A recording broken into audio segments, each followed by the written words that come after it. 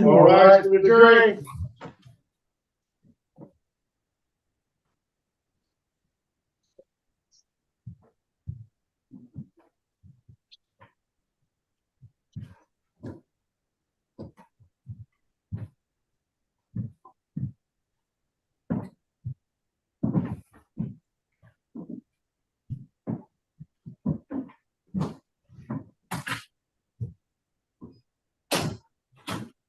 You may be seated.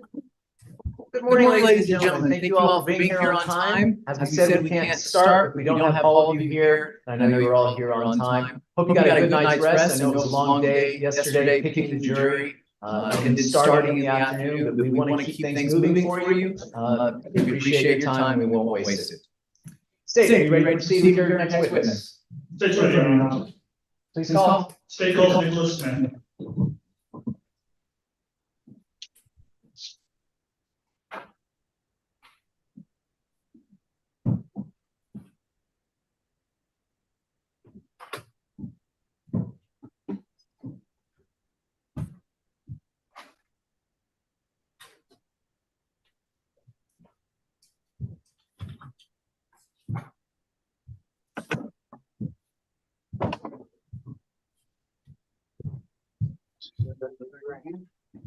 Raise your right hand. You swear to tell the truth, the whole truth, and nothing but the truth. Yes, sir. You may be seated. If you would please adjust yourself close to that mic, about a fist length from there, and then move up and down. Please tell us your name and spell it for the court reporter. Nicholas Smith, Nicholaus, SMITH. State. Thank you, Judge. How old are you currently, Mr. Smith? 27. And how old were you back on or in September of 2019? I believe I was 22. And what were you doing at that time, September of 2019? For work? Yes. Same thing I do now. I'm in truck sales for semi-truck dealership. And where were you living at the time? San Marcos. Now, did you, back in September of 2019, know someone by the name of Carissa? Yes, sir. And how did you know her? She was my girlfriend.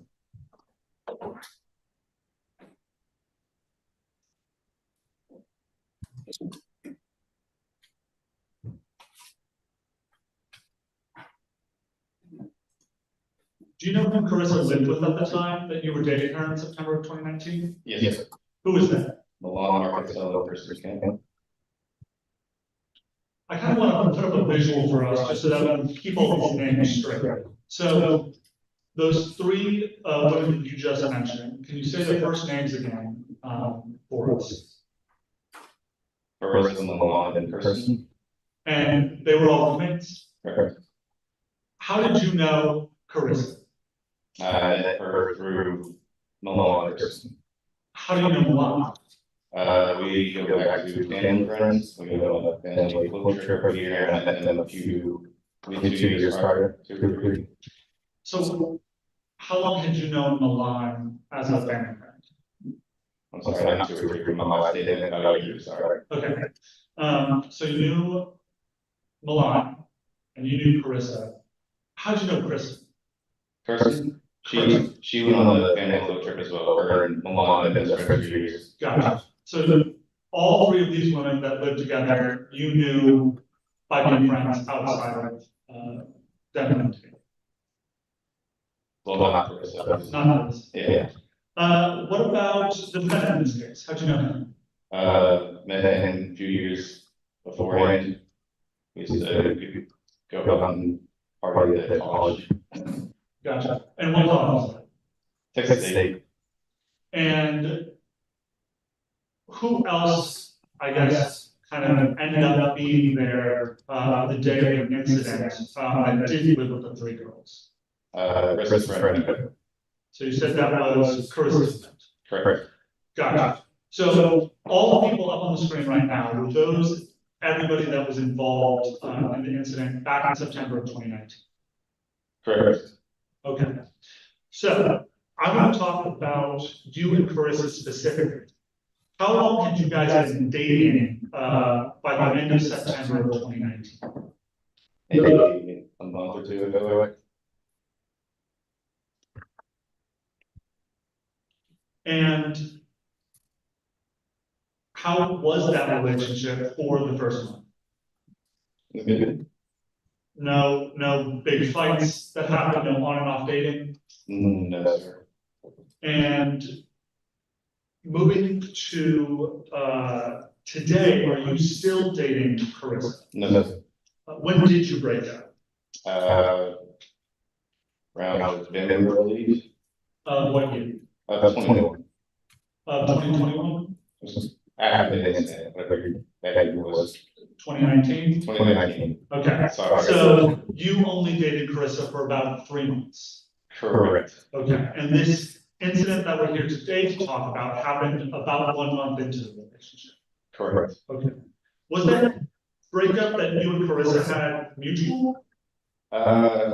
Yeah, it was kind of, I think it's more on my end, but it didn't end in any kind of bad way or anything. We both You could still be understood. friendly after the breakup. Right. Okay. Are you still friends today? I can say that we are. We don't talk. Sure. Are you still friends with Milan? Yes. And are you still friends with Carissa? Yes. Okay. I want to talk now about September 28th of 2019, now that we kind of have your relationships in mind. Who was all hanging out that day? Me, Lincoln, Carissa, And how did that day start? we all met at Craft House. And what is Craft House? It's a restaurant and kind of drinks, I guess you can say it's a bar as well. And do you remember what you guys were drinking?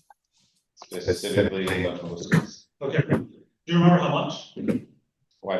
Okay. Can't remember exactly how much? Okay. And how long did you stay at Craft House, if you can remember? 2-3 hours. Okay. And what did you do afterwards? We went back to the retreat pool. Okay. And the retreat, what is that? It's an apartment complex. Is it one of those big apartment complexes with multiple buildings? Yeah. Okay. And you said you went back to the pool. Was that a pool for the apartment? Okay. What did you guys Hold on. do? Is that a yes? Yes, sir. Thank you. Did you guys drink in the pool? Yes, we did. What did you guys drink? It was like Tito's and White Claw maybe. I don't remember exactly, But more drinking was being done. correct. And how long about did you and Becca and Chris and Person and Lincoln stay at the pool? Personally, not. Sorry. Becca, Carissa, you, and Lincoln. I couldn't tell you. Okay. I mean, was it 30 minutes? Could have been anywhere from 30 minutes to hour and a half. Okay, but it wasn't all out.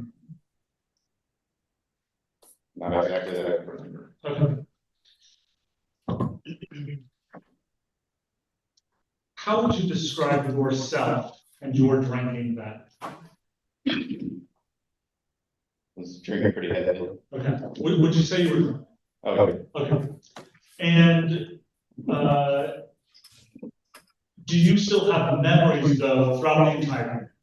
Not throughout the entire day. Okay. Where would some of those periods that I don't remember have happened?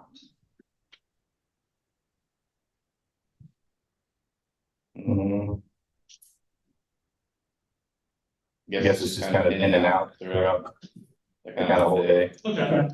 But do you remember some things from the morning? From the morning? Yeah. No, I just kind of remembered going to Craft House and then that's it. Okay. But that whole day, it's not a blackout, right? I wouldn't say a full blackout. There are some remembers from there. Sure. Some specific memories. Yes, sir. Okay. And as you're at the pool, do you remember getting into an argument? No, sir. Okay. Do you remember if anybody else joined you and your friends at the pool that day? No, sir. Okay. Do you remember if you even had a swimsuit that day? Yes. No, as in you didn't have a swimsuit, or you don't remember? No, I remember if I had a swimsuit. Okay. Do you remember changing into one at, I guess, the girls' apartment before getting into the pool? I would have ended up changing something, but I don't remember exactly what it was. Okay.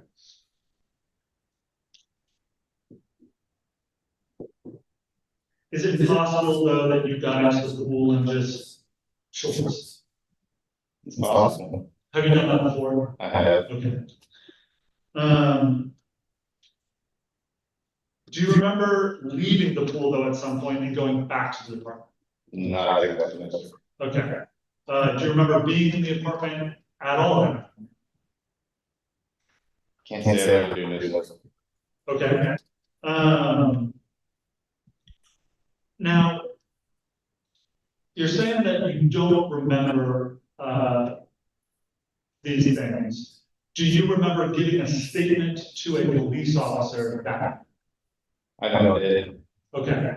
And were you able to review that video before coming to trial? Yes. And when you reviewed that video, do you remember that you did give certain answers to the police officer that night? Yes. Okay. But what you're saying today is that 5 years later, you can't remember yourself what actually happened. Correct. Okay. I want to talk about some of the memories, though, that you have after having your memory be refreshed by watching that video. Okay? Did you watch that video prior to coming to trial? Yes, sir. And after watching that video, are you able to at least say, I did say those things to an officer prior to coming, or the night of the incident? Yes, sir. Okay.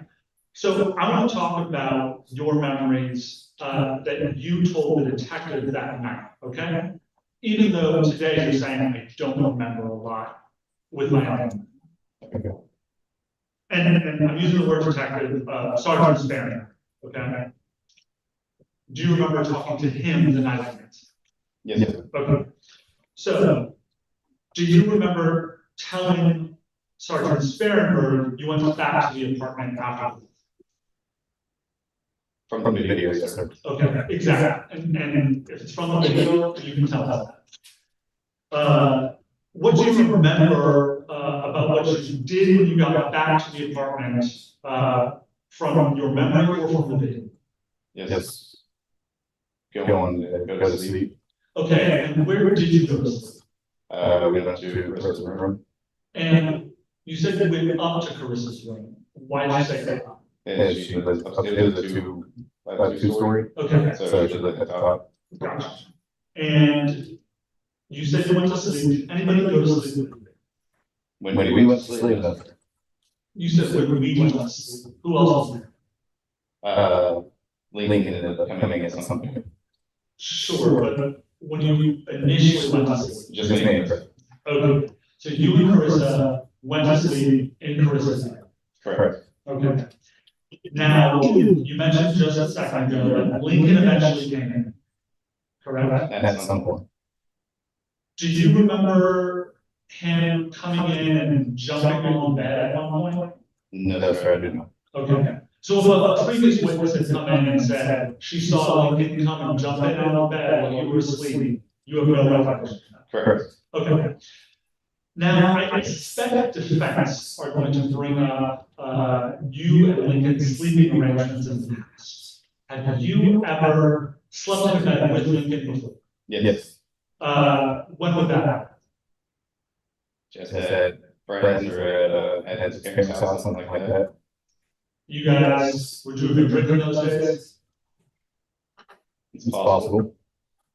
But also possible you might have just been hanging out at somebody's parents' house. Right. And you guys are just sleeping in the same bed because that's the bed that there. Every so often, yes, sir. Sure. Have you ever been in bed with one of Lincoln's girlfriends? I have. Explain to us about that past memory. It was a day drinking, I drinking one of those, and it was just all passed out the same day, the other thing. Okay. And do you remember that time, is that the only time that it happened? I believe so, yes, sir. Okay. So that one time that you crashed with Lincoln and one of his girlfriends, had you known that girlfriend prior to falling asleep at that night? Yes, sir. Do you remember what the sleeping arrangement was? Not exactly. Okay. Would you have been sleeping by Nick in the middle, by the girlfriend? Sorry, by Lincoln's girlfriend in the middle? I can tell you. Sure. Did you have sex with Lincoln's girlfriend that night? No, sir. Okay. This night, though, September 28th, after you passed out, what's the first thing you remember? Remember from watching the video about when you woke up? Carissa kind of yelling. Now you said she's kind of yelling. Do you remember what she was saying? Not to touch her. Okay. Did you know what she was talking about at that point? Not exactly. Did you even know Lincoln was in the room at that point? Not exactly, no, sir. Okay. When did you notice Lincoln? I guess whenever I kind of came to and just kind of realized what was kind of going on. Okay. And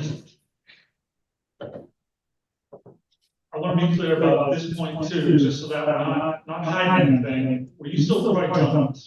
Probably so, yes, sir. Did it take a second to figure out what was happening? Yes, sir. So after Carissa was yelling, "Don't touch me," was she angry? Was she laughing? What was her demeanor? Yes, freaked out. Okay. And do you remember what she was wearing when you saw her? I think shorts and like a sports bra or something. Okay. A shirt. And do you remember what Lincoln was doing when you noticed he was there? Let's think I could move it, since it's kind of standing in the middle of the room. Okay. Do you remember what he was wearing? Not exactly, no, sir. Do you remember reviewing the video though with Sergeant Sparrenberg? Yes. What do you remember about telling Sergeant Sparrenberg that night? At the time, he was wearing. Okay. And that would have been, do you remember when you told that to Sergeant Sparrenberg? The night that I gave my statement to him. Do you remember how late in the night it was? Probably around midnight. Okay. And do you remember when you woke up from the nap of that was? What's the time? Yeah. No, sir. Okay. Would it have been hours before though? I think it was you. Okay. So a few hours after you all wake up from this nap, you tell Sergeant Sparrenberg Lincoln wasn't wearing. Sure. Okay.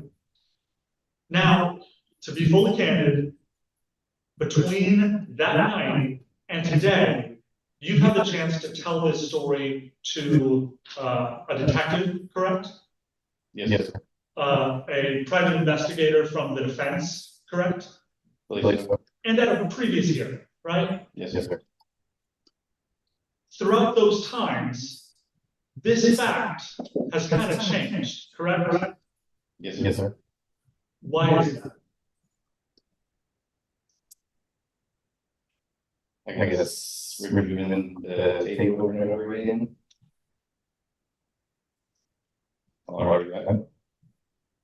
As you said earlier, has your memory of this event been kind of shocking since then? Yes. But when you reviewed the video with Sparrenberg the night of the incident, what did you tell him hours after this assault? Judge, I'm gonna object to hearsay. Just saying. You remember that night, after reviewing and refreshing your recollection, hours after the incident, what did you tell the detective? Judge, I'm gonna object to hearsay. Judge, this is just him having refreshed his recollection and telling the jury what he remembers from that night. Do you have any legal response to the hearsay objection? Your Honor, it's not hearsay because at this point it would be a recorded recollection under 613. Overruled. Pardon me, the responsibility of the objection is sustained. Thank you, Your Honor.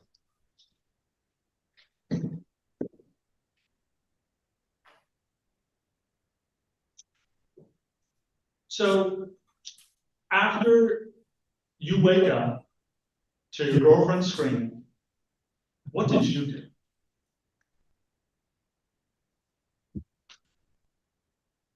Machine going downstairs and I'm not mistaken, I followed her, see kind of what's going on. What was her demeanor while she was going downstairs? Still freaked out. Was she yelling? She was. Was she screaming? I wouldn't say screaming. Okay.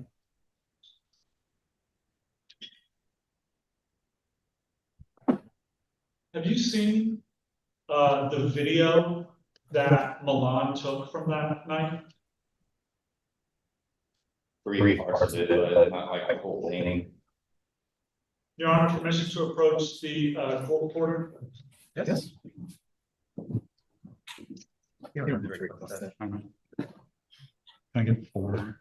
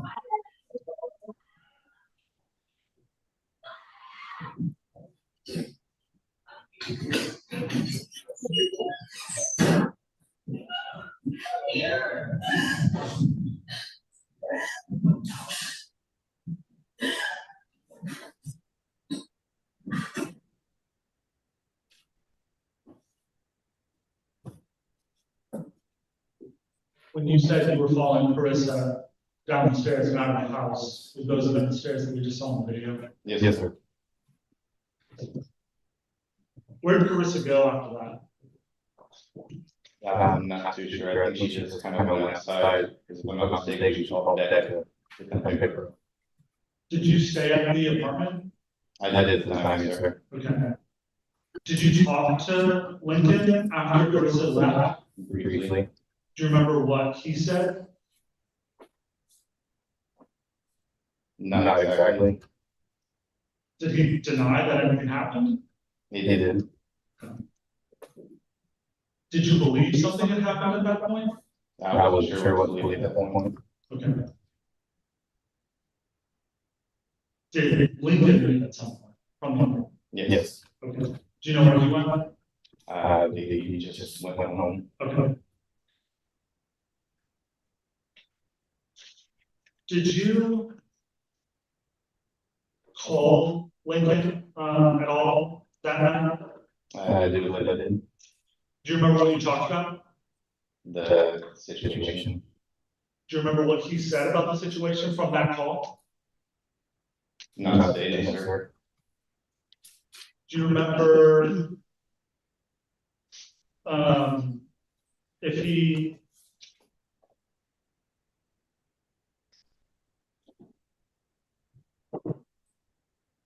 do you have a recording of that phone call? Do I have a recording? Yes.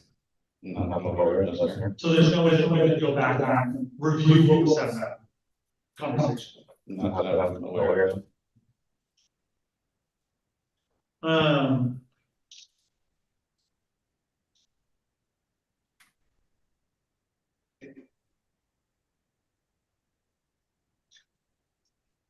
After Carissa left, did you ever meet back up with Carissa that night? Yes. And where was it? I don't know exactly which one, but the hospital I heard here. Was that here in San Marcos? It was. Okay. Did anybody else meet up with you and Carissa? That was there. Okay. And what did you guys do when you got to the hospital? She was getting a kit done Okay. Where was that done? at the hospital. Sure, but do you know where in the hospital you guys were? We were in the lobby and then they took her back, but me and Beck were still in the lobby while she was getting that done. Okay. How did you three end up meeting with a police officer that day? If I'm mistaken, he had someone there. He had to take someone to the hospital. He was there. Okay. Do you remember whose decision it was to talk to the officer? Chris's. Okay. And did you end up talking to the officer that night? I did. Okay. And did the other people, Carissa and Becca, also talk to the officer that night? Perfect. Okay. And the officer recorded that in, right? Yes. And that's what you've been able to use to refresh your recollection today. Correct. Okay.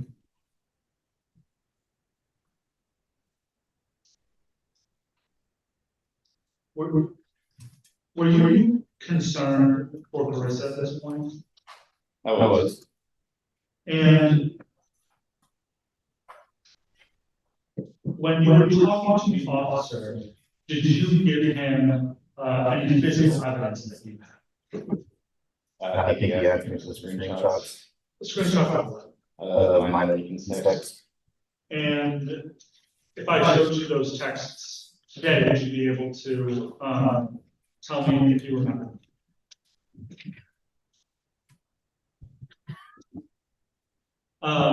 Would you be able to tell me if you remember?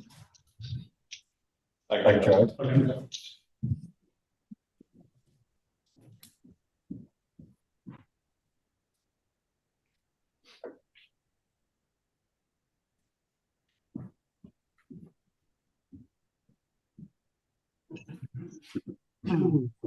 Are these text messages that you remember giving to Officer Spanberg that night? Yes, sir. Okay. And the name up at the top of those texts, is that the defendant's name? Yes, sir. Did you have the defendant's phone number in your phone at this point in time in September of 2019? Yes, sir. And so these texts are between you and the defendant, correct? Yes, sir. Are they fair and accurate representations of those text messages that you gave to Officer Sergeant Spanberg the night of this? They could be, yes, sir. Now, I know you said they could be. I need you to either say yes or no, okay? They're admitted from our perspective, Your Honor. Or we have no objection to their admission, I should say. I will not step on the court's toes. That makes it easy then, Judge. Your Honor, permission to publish to the jury. Well, let's open that up. Your Honor, we offer State Exhibit 2. Search exhibit. 2, free march. No objection. State exhibit 2 is admitted. Permission to publish. You may.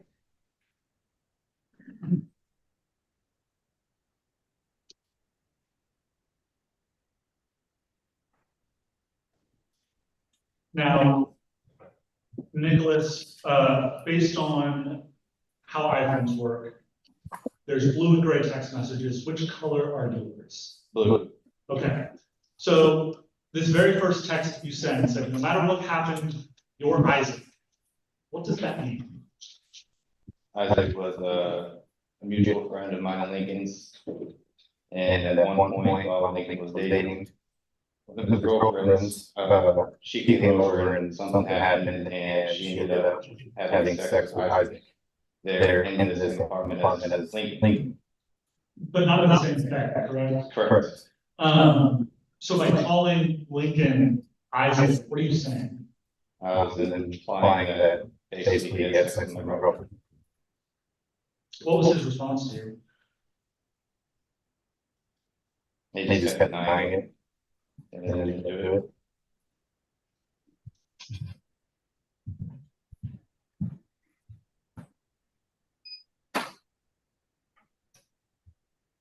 Did you say that he had had sex with your girlfriend I did say yes. and he just kept denying Correct. it? Going to the second screenshot of those texts. Did he tell you that he had told you what had happened and that you could believe what you want? Correct. And you responded that he still willingly had sex with your girlfriend while you were in the same bed? Correct. And he said, I told you my story, believe what you want. And you said, yeah. And you told me you had sex with her. That's what you said, right? Correct. And this was the night of the incident, right? Yes, sir. This text has been sent at 8:37 at night, right? From the top. Yes, sir. So this would have actually been hours before you were out of the hospital, right? Correct. And he said, believe what you want, I won't shut you because you're my favorite terrorist. Yes, sir. Was that just a kind of thing that you guys would say to each other? Yes, sir.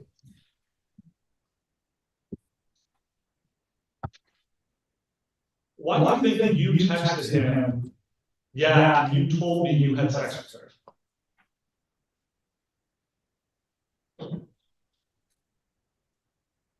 Not too sure if it was something that I was just saying because I was told by her or can't remember if he told me specifically that day or not.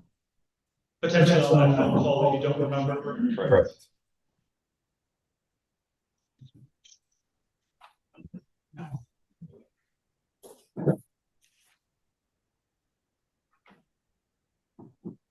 Did you see any changes? Sorry, did you see any changes in Carissa after this happened? Yes, sir. What were they? And she just, I mean, it's kind of a traumatic thing to get anyone to change. This wasn't herself. I mean, she kind of throughout the time. This is kind of one of those things you just kind of put in the back of your head, try to forget. Were you affected as well by that? I was pretty pissed off.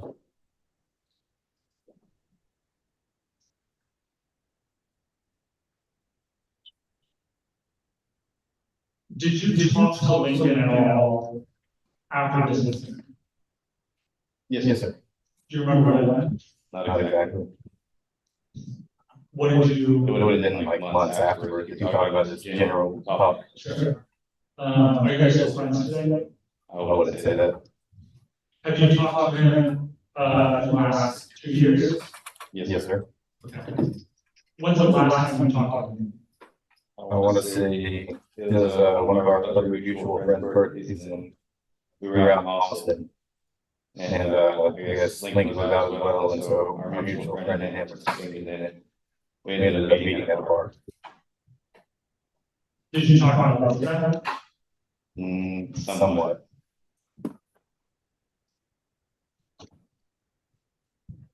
Do you remember what he said? Not exactly. Said not exactly. Do you remember anything? I remember some of it. Like what? Kind of, we're just kind of.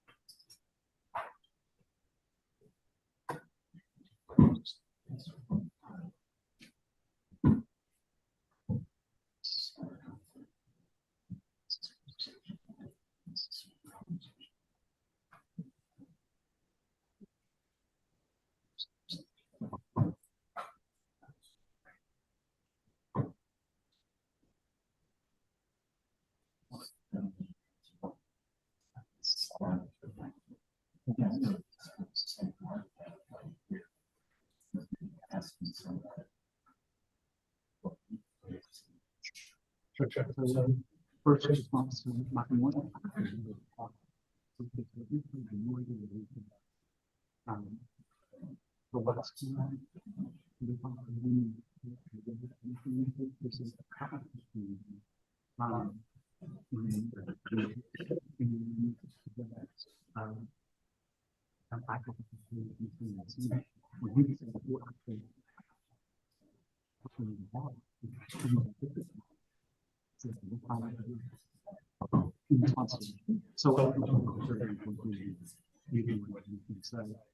last one.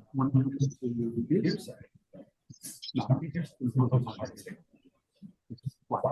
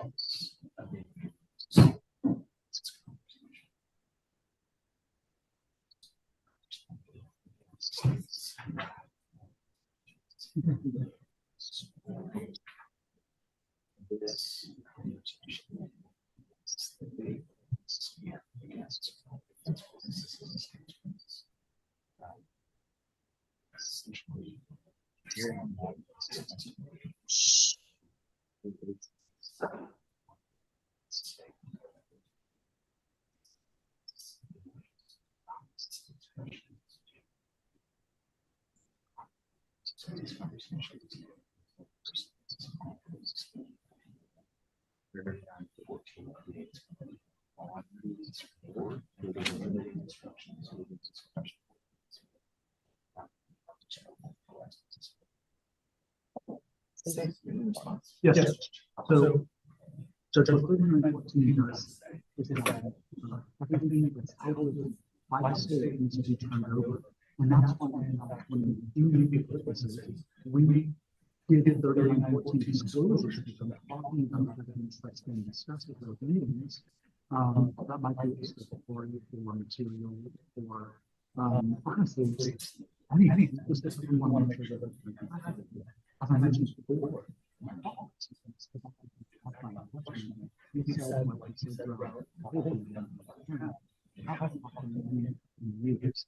I'm the same today. First time using like TikTok and so this is something that's not happening in the States now. Something that is entirely different into the third one is and that having attention to the events. Judge 3419 does not limit the state, and then the failure to present new information does appear when no increases are 3914 is not a limiting instruction like that. And I would ask the consequence of this. And then you have provided a citation for again that's a criminal justice. Yes, Your Honor. That provides to the court instructions, suppression.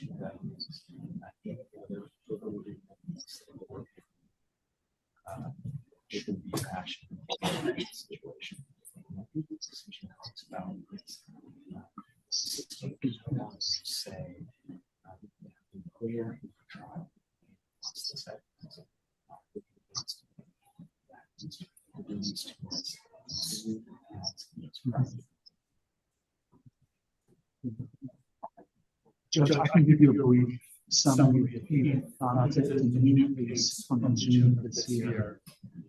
I want to read it. Okay. So I'm going to give them a chance. Okay.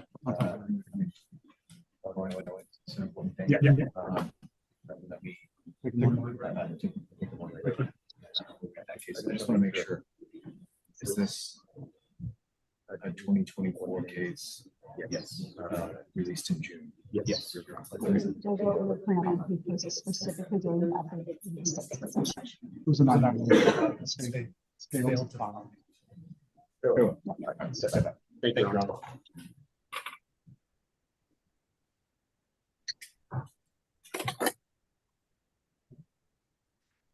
All right, we're going to take a quick morning break. There's some more discussion that we need to have with the bench. I don't want to waste your time. This is an opportunity for you to take a break. As soon as we finish here, we will get you back in and continue with the testimony. Remember my instructions. Don't talk, text, or tweet about this case, nothing on social media. You won't even talk about it among yourselves until all 12 of you are together and you are deliberating. Thank you for following those rules. Those are to protect the integrity of the case. You can take a break now. All right, to the jury.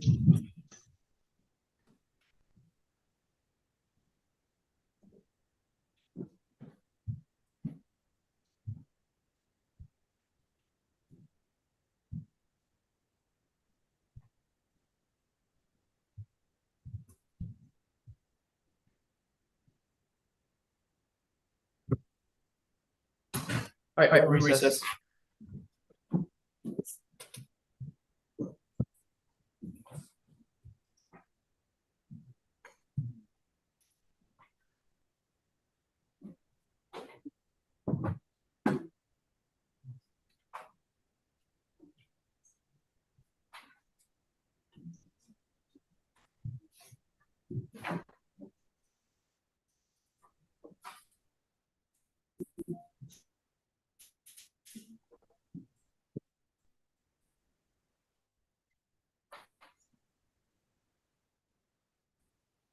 If y'all need to take a break, go ahead and do that.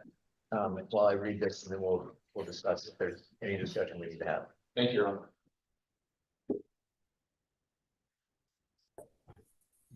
Yes, and then we'll discuss what we need to have. Thank you, Ron.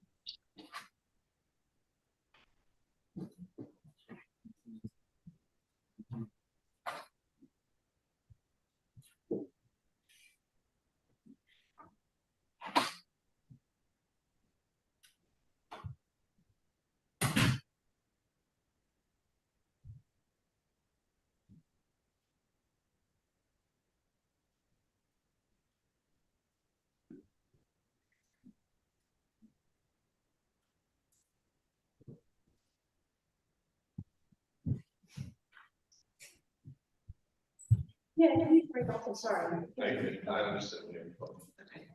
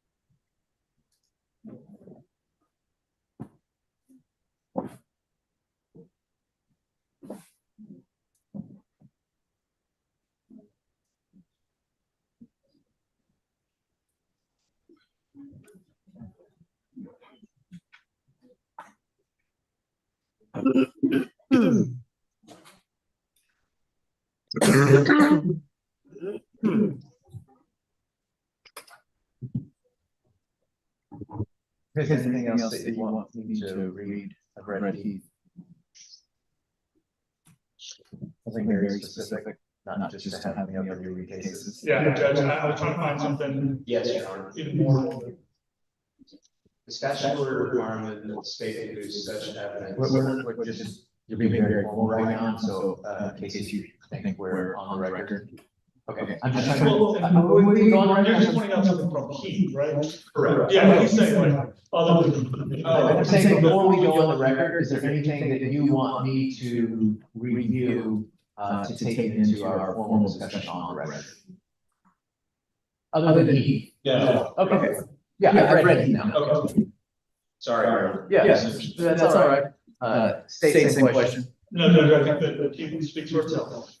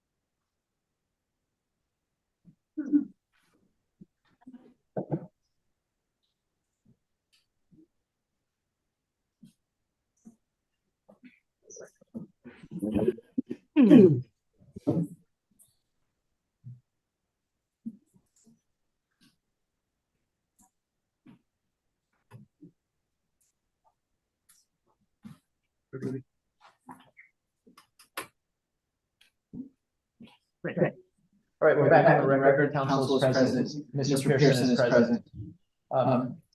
We took a break. The jury is out of the courtroom so that I could review defense's request to evaluate Heath v. State, a 2024 Court of Criminal Appeals case. I reviewed that now, and does anyone want to add anything? Yeah.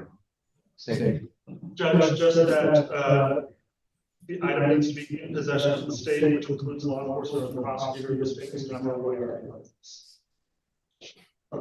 Okay, the Heath case is focused on whether it was in the possession of the state. This one wasn't. I believe this prosecutor, especially when he tells that, he's always been honest with the state, I mean, with the court. And in addition to the way this came up and the way the court heard what was said in court, I believe this is the first time. It was not in their possession. I would not find that as required under Heath that there was, and they're citing Francis v. State, that there was some sort of bad faith or willfulness on the part of the state on this one. So it will not be excluded. In addition, any hearsay of the defendant, he has the opportunity to question and advance that or the veracity through confrontation. So this statement, you will be allowed to ask that statement. The objection is overruled. And Judge, actually, for the purpose of this ruling and the appellate record, I want to make sure that the state's bad faith isn't actually something that you're basing this on, because Heath's purpose is actually to get rid of the bad faith requirement. And so it's saying that bad faith actually doesn't even apply anymore. And so if that is something that the court's basing its ruling on, I want to make sure, just in full transparency with the court, that it can't. And I think the council will agree with that.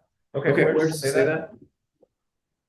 And that's my understanding of the Heath decision as well, Your Honor. And I want to put on the record that in no way is the defense alleging that the state knew about this statement and didn't disclose it, or that there was any impropriety on the prosecutor's part, Your Honor. I want to make that very clear to the record. So, Judge, if you actually look at the holdings, number 4, is that it says bad faith is not necessary to support the exclusion of evidence as sanction for prosecutor's willful discovery violation, and abrogates Francis and Wood. And Where you're saying? okay. Can I have you turn the microphone? You have it written there? I'm trying to find it in text, but You do? Come on up.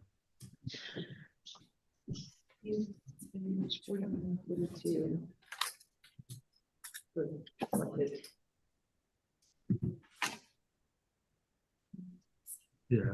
Are you on? Yeah. So we're putting- Step back if you're talking, because remember she has to get down there for these days.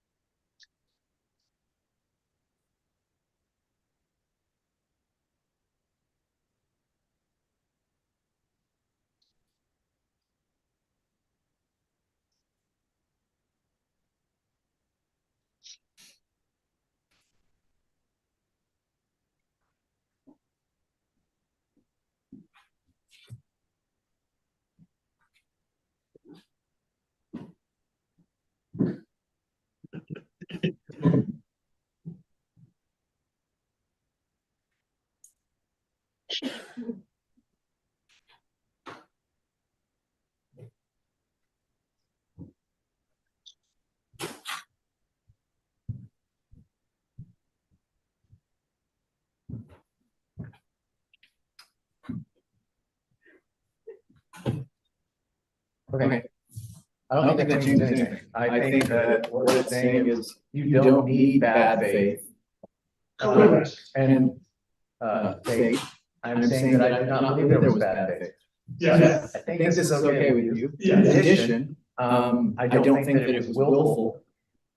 Where, I mean, what is concerned with Heath is that, as the argument made by the defense, that the state sandbags and doesn't ask those questions, Correct. so that you don't have something in here. Yes. And then you can say, I couldn't turn it over because you didn't, and again, I don't believe that happened. That concern over sandbagging, I don't think is applied, I don't think it's willful here. And the hearsay objection will be overruled.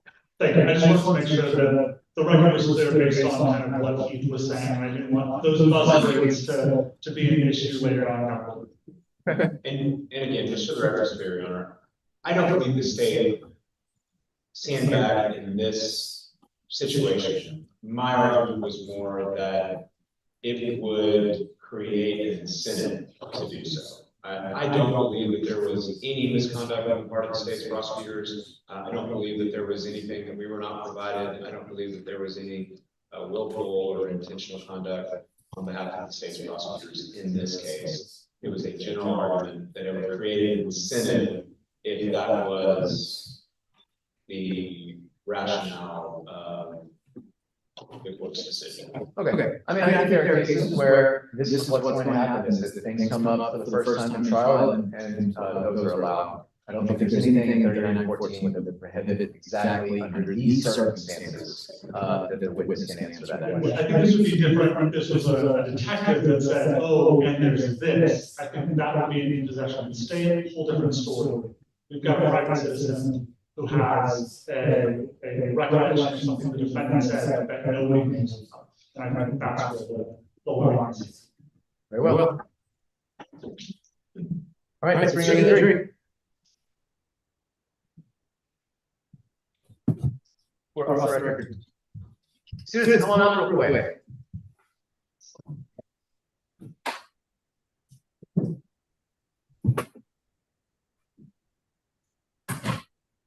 Look at this turnout today. How are y'all? You have to leave. Well, I'm glad that y'all are here. Let's just talk about real quick what's happening. Sometimes we let the jury leave and the jury steps out so that we can have a leave argument. I just had to read a case that's one of those. And then gives them the opportunity for me to know it and then make argument based on facts that are in it. The question here is the statement that the state is about to elicit from this witness. And the state made that statement previously. And so this is going to be heard for the first time. But in Texas, there are very strict discovery rules that says that you have to turn over all information that the state has. The state's position is to be has. And in addition, their position is in advance. It wasn't willful things they were trying, as we said, sandbag. They were trying to not ask questions so they could spring it on someone for the first time in a year. It's all we're looking at. So we have that discussion outside the presence of the juries. So they don't know. That doesn't come in. That evidence doesn't come in. So we wouldn't want the jury here. So that's what we just went through. We try to avoid these because it keeps things moving. But this was and then see what we said at the time against itself. The state said they don't have any idea. So we will find out momentarily. Y'all have a question? Real quick. Can I CC on the email to one of my professors that here? Yes, it's good. And we have Steve last semester. How are you? Nice to see you.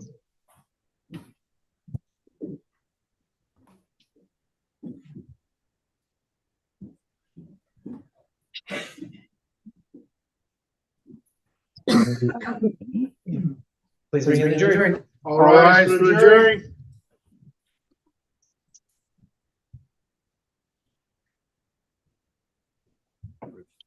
Okay.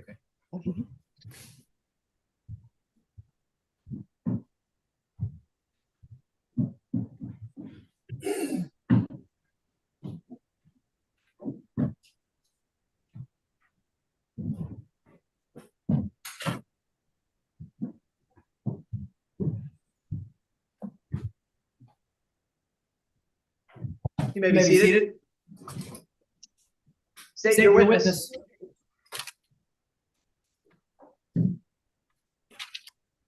So we last left it with you saying you and Ben up Lincoln with other friends at a bar prior to that, correct? Correct.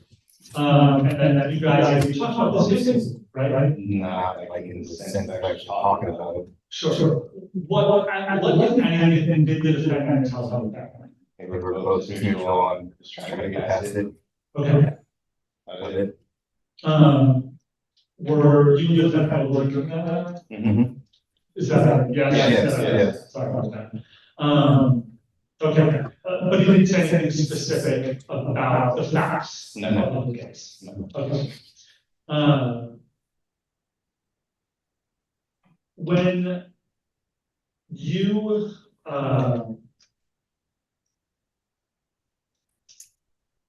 and after that night of drinking with Lincoln, you didn't meet with him anymore to discuss this case. No, sir. Okay. Judge, pass this. Vince. Please, Your Honor. Thank you. Nick, how are you today? We're here. Yeah. Kind of weird situation. Is that fair? Okay, Sure. I mean, would you disagree? yeah, Okay. So the prosecutors kind of already covered everything that happened earlier in the day. I want to pick up with you when you guys went upstairs to sleep. And you and Carissa, you believe, went upstairs and fell down in the bed, passed out. correct. Correct? You don't have any recollection of that. Is that fair? That's fair. But you ended up in bed somehow. Yes, Yes, sir. sir. You and Carissa did. Yes, Yes, sir. sir. And all of you, including Lincoln, had been in that room earlier in the afternoon. Is that fair? I believe so, yes, sir. Okay, y'all have been hanging out there prior to going down to the pool. Believe so. Okay. And as the prosecutor covered with you, again, sleeping in the same bed as one of your significant others, that was not the first time that had happened in the course of your friendship. Is that fair? Yes, sir. Okay. After, just like this occasion, after you and Lincoln and Dulce had been drinking a lot, y'all all passed out in the same bed together. Yes, sir. And Dulce was Lincoln's significant other. Yes, Yes, sir. sir. Was there a long process when you passed out in bed with them about where everybody would sleep, you sleep here, I sleep here? Or was it just kind of, everybody was drinking a lot, everybody just kind of passed out? I think everybody just kind of passed out. Everybody just kind of passed out. There weren't assigned seats, right? This wasn't a wedding where you had your little name card and this is where you're gonna be. Fair? Yes, Yes, sir. sir. Okay. And in the context of your friendship at the time, if Carissa hadn't made the allegations that she did on September 28th, 2019, if you had woken up and from your nap and Lincoln had been laying there, would you have thought anything was especially weird about that? Not particularly, sir. No. Wouldn't have been surprised at all. Right. The next thing you remember is Carissa's screaming, Correct. correct? And as the prosecutor alluded to, your recollection about what Lincoln was wearing has kind of gone back and forth. Is that fair? Yes, sir. To kind of put it mildly. Yes, sir. At one point, he said that he didn't have anything on. At another point, maybe some shorts. At some point, maybe a towel. Is it fair to say that you don't have a strong recollection about what he was wearing? As of today, correct, yes, sir. Okay. But, and this is important, do you have any recollection at all about seeing him with an erection? No, sir. Okay. Immediately after Carissa is saying that he violently sexually assaulted her, he is standing there, and certainly if he didn't have any clothes on, do you think you would have remembered him having an erection standing just feet away from him? I would imagine so. I would imagine so too. But you don't recall it, do you? No, No, sir. sir.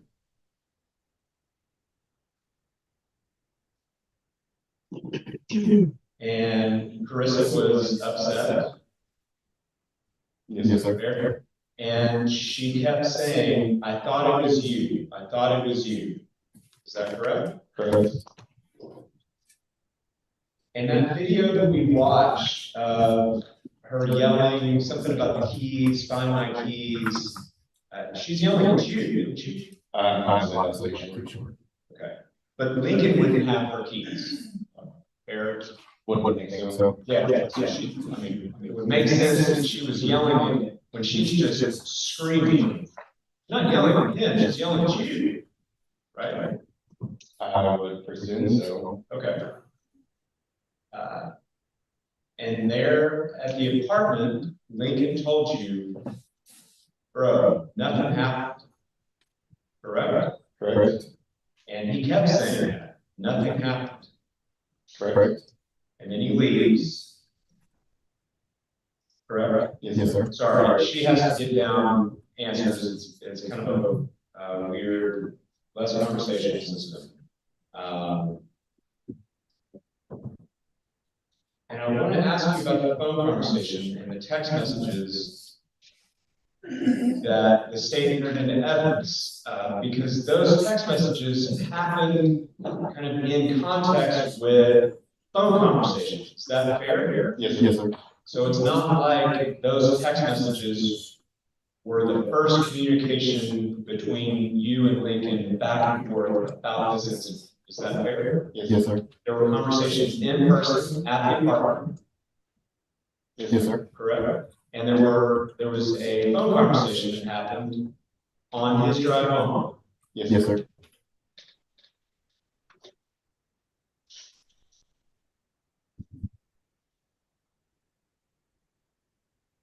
You told Milan that Lincoln had admitted it. Is that fair?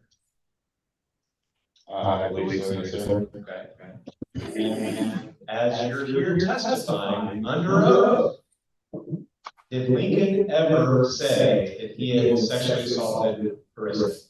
I cannot say that. Did he ever say that he raped Carissa? No, sir. And as you testify here under oath, do you have an independent recollection of him saying that he even had sex with Carissa? No, sir. And based on your years of friendship and your knowledge of him as a person, he didn't make any statements that he had touched Carissa. Is that fair? Yes, sir. But at the time, you liked Carissa quite a bit, didn't you? Yes, sir. Yes, sir. And fair to say that you wanted to certainly appear supportive of her when she made an allegation like the allegation that she made. Is that fair? Yes, sir. You didn't want to appear as if you didn't believe her. Is that fair? Yes, sir. Yes, sir. So despite Lincoln never telling you that he had sexually assaulted Carissa or raped her or even had sex with her at all, you told Milan that he had admitted it, correct? I believe so. Okay. When he never had. Fair? Okay. Correct? Okay. And Milan told Carissa that Lincoln had admitted it. Is that fair? Or you did? I don't call it. Okay. But that was relayed to Carissa that he had admitted it. Correct? I guess so. Okay. When he never had. I guess so. And Carissa told Sergeant Sparrenberg at the hospital that he had admitted it. That is correct. That Lincoln had admitted it. Yes, sir. When he never had. Correct? I'm still at. I guess so. How do you think that impacted the San Marcos Police Department's investigation of Lincoln, believing that he had confessed to something that he had never confessed to? Can you restate the question? Yeah. How do you think that impacted the San Marcos Police Department's investigation of the allegations against Lincoln, believing that he had confessed to something that he had never confessed to? Sure, they didn't take it lightly. Okay. Not too sure exactly how to answer that. Well, I'll rephrase. If someone you knew had been accused of something, and you were told that they had, quote, admitted it, would you kind of think that their guilt was a foregone conclusion? I would think so. Okay. Would you believe in their innocence at all? Probably not the time. Yeah.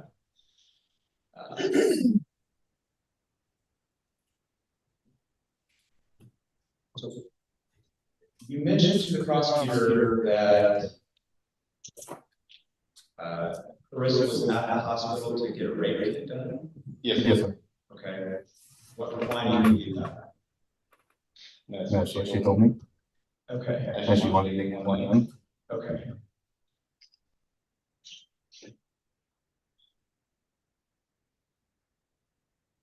And you guys, your testimony here today was that you and Lincoln had discussed this at a birthday party or at a holiday function within the last year? Not the last year. Okay, It's been like 2 to 3. okay. It was after the incident. Yes, sir. And you discussed, did you see him in person? I did. And this was at a bar? Correct. And do you remember was it a holiday party or was it a friend's birthday party? It was one of our mutual friends. It was his birthday. It was just me and him going out to Austin to celebrate his birthday. Okay.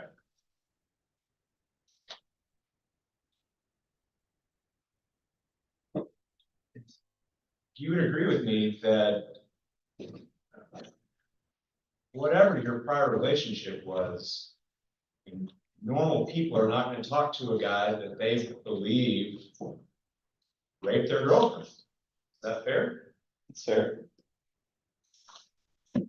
Not even on holidays or friends' birthday parties. Correct.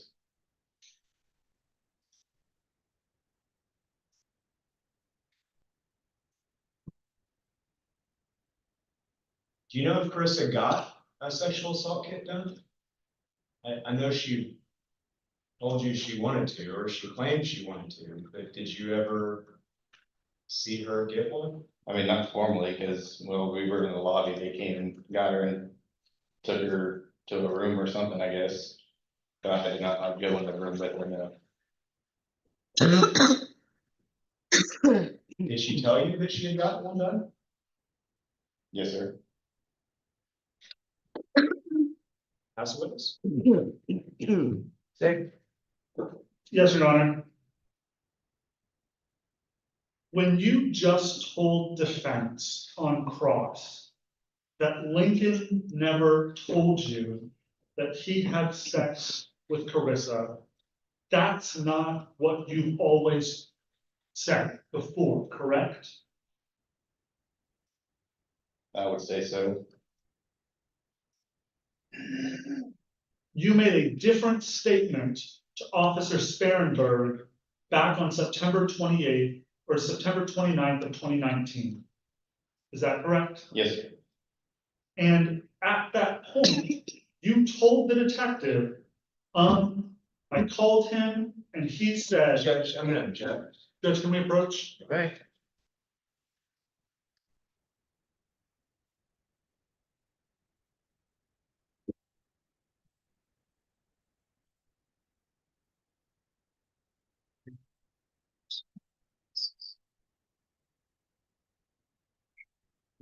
Judge, what can you, unfair questions like that, at this point, you're coming to an impeachment, because what he said to the defense is that the defendant never told him he had sex with Carissa. Under 613, I presented him with that.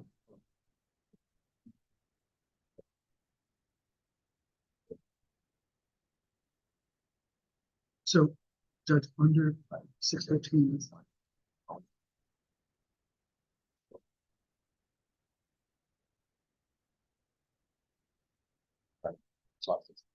so Judge, I think it just depends on, yes, I think it depends a little bit on what, because under 613 says that you have to first tell the witness the contents of the statement, the time and place, and the person who made the statement.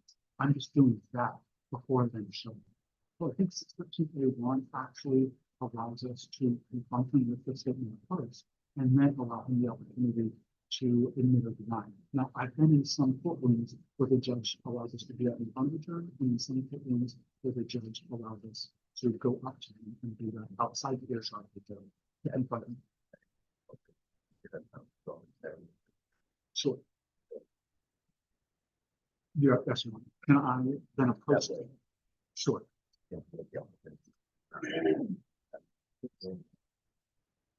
Yes, and we plan on taking one with the video if you still sign it.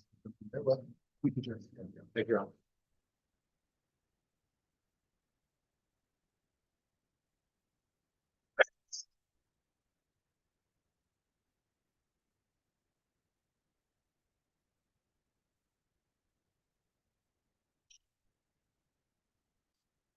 So Nick, you had a chance to review your statement to Officer Sparenberg before coming to court today, correct? Yes, sir.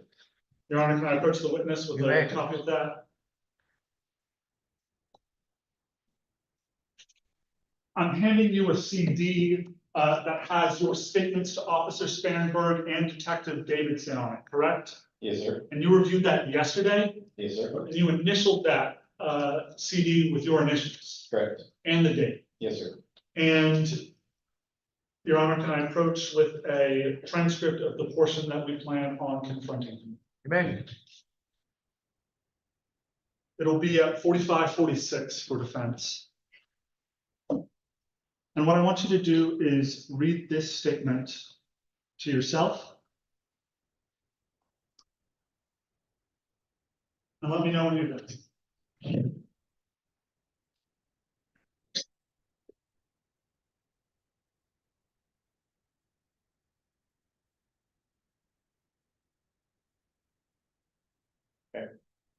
Do you remember making that statement to the police?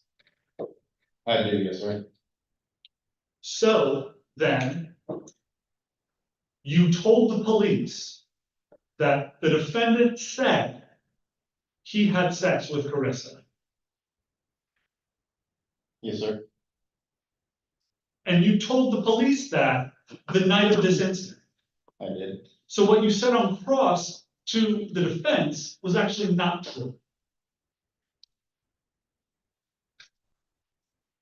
I guess so. I mean, I guess seeing it up here right now, I said it then. And that's all I want you to say. You said that then Yes, sir. to the detective or to the sergeant the night of the incident, Correct. a couple hours after this happened. Correct. Pass a witness. And proceed, Your Honor. Fit. He did make an admission that Carissa wanted to have sex with him. Is that correct? I believe so. Okay. And do you recall testifying under oath in a hearing in this case on February 26th, 2024? Do you recall testifying under oath Yes, sir. at that hearing? Yes, sir.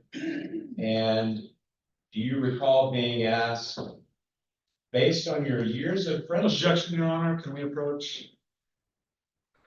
Okay.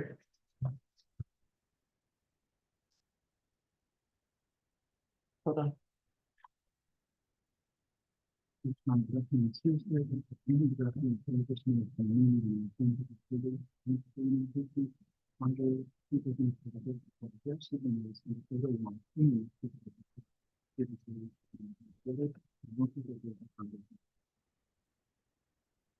It's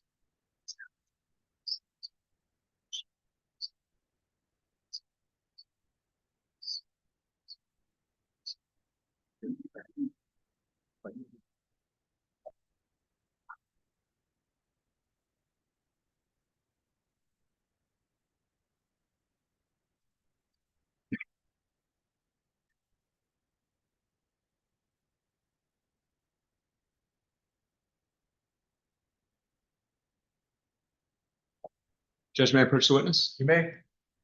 Nick, again, do you recall providing sworn testimony under oath in court on February 26, 2024 in a hearing on this case? Yes, sir. Okay, and you were sworn in as a witness, Correct. and at that hearing, you swore that you would tell the truth, the whole truth, and nothing but the truth. Is that correct? And at that hearing, you were asked by the prosecutor, and this is a transcript of that hearing, is that correct? Yes, sir. Okay. You were asked, okay, based on years of friendship and your knowledge of him, Lincoln, as a person, did he make other statements that led you to believe he was admitting to having sex with Carissa? And your answer, under oath, was not that I recall. Is that correct? That is correct. Pass the witness, Your Honor. Your Honor, can we approach real quick? We may.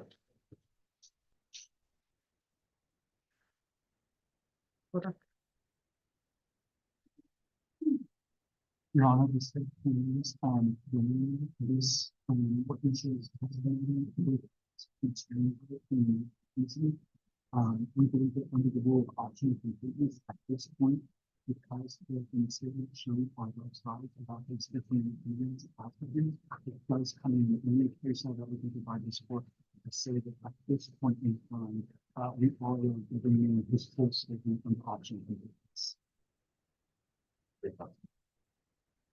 We didn't state any questions that we would have asked.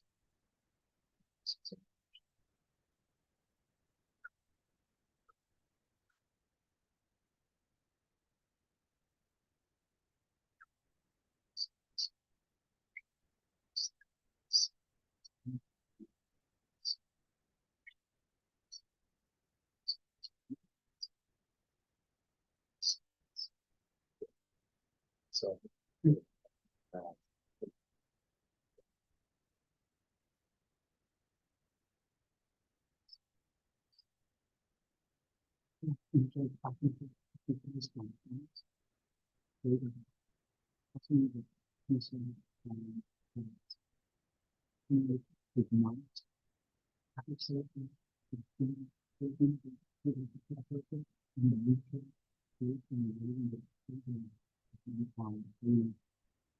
bring up the point, and at this boils down to it's very similar to peace on action completeness and child instances where active being searches. Sure. Very good.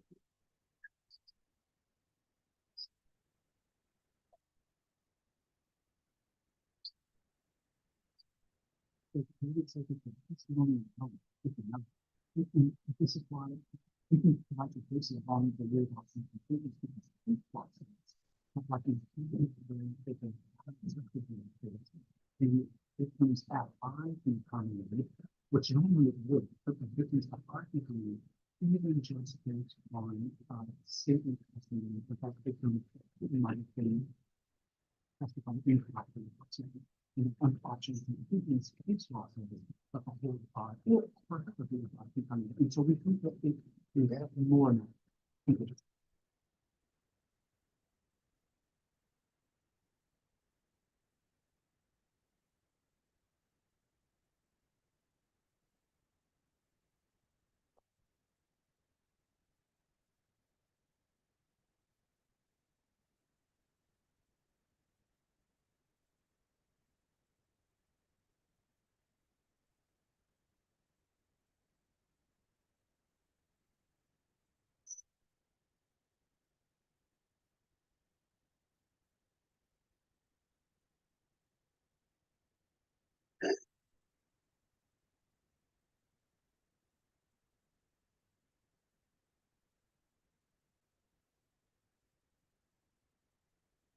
Site. The site is. So, Judge, first looking on the first page under the holding site of the vote. Sure. This is all the stuff we use. So multiple copies of each one, now however, it's helpful stuff.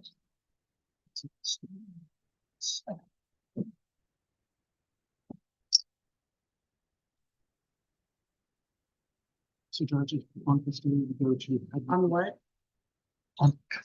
On Castillo, if you go to Covenant 11 and 12, it starts the discussion about the word option completeness. And especially, page 9, going to note 16.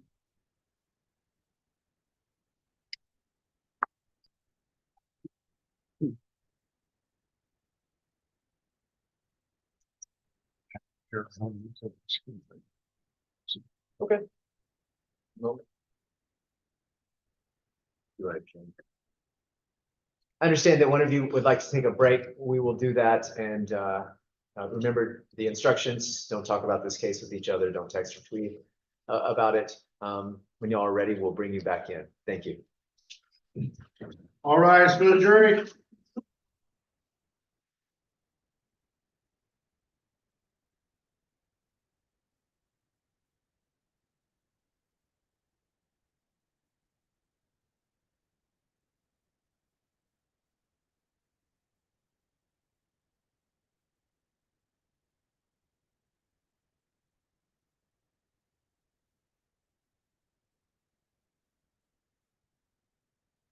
So Judge, in 16, under Holding Note 16 reads, Still on the record, Judge.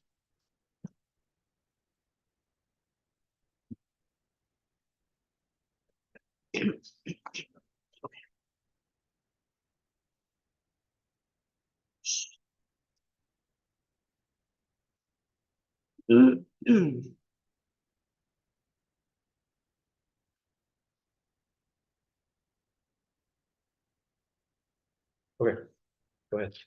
so what we would point out is that this was a case where the victim in that case, her credibility and her consistency became an issue in trial. And it wasn't that defense was bringing up specific statements, but throughout the entire trial, they were bringing up her consistency during the interviews and things. And so the Court of Criminal Appeals has said that optional completeness allows for the introduction to only those parts of the recorded statement necessary to make the previously admitted evidence fully and fairly understood. In this case, though, the court let in the, that's at the beginning of the last paragraph on page 9. Starting at the beginning, the Court of Appeals is held.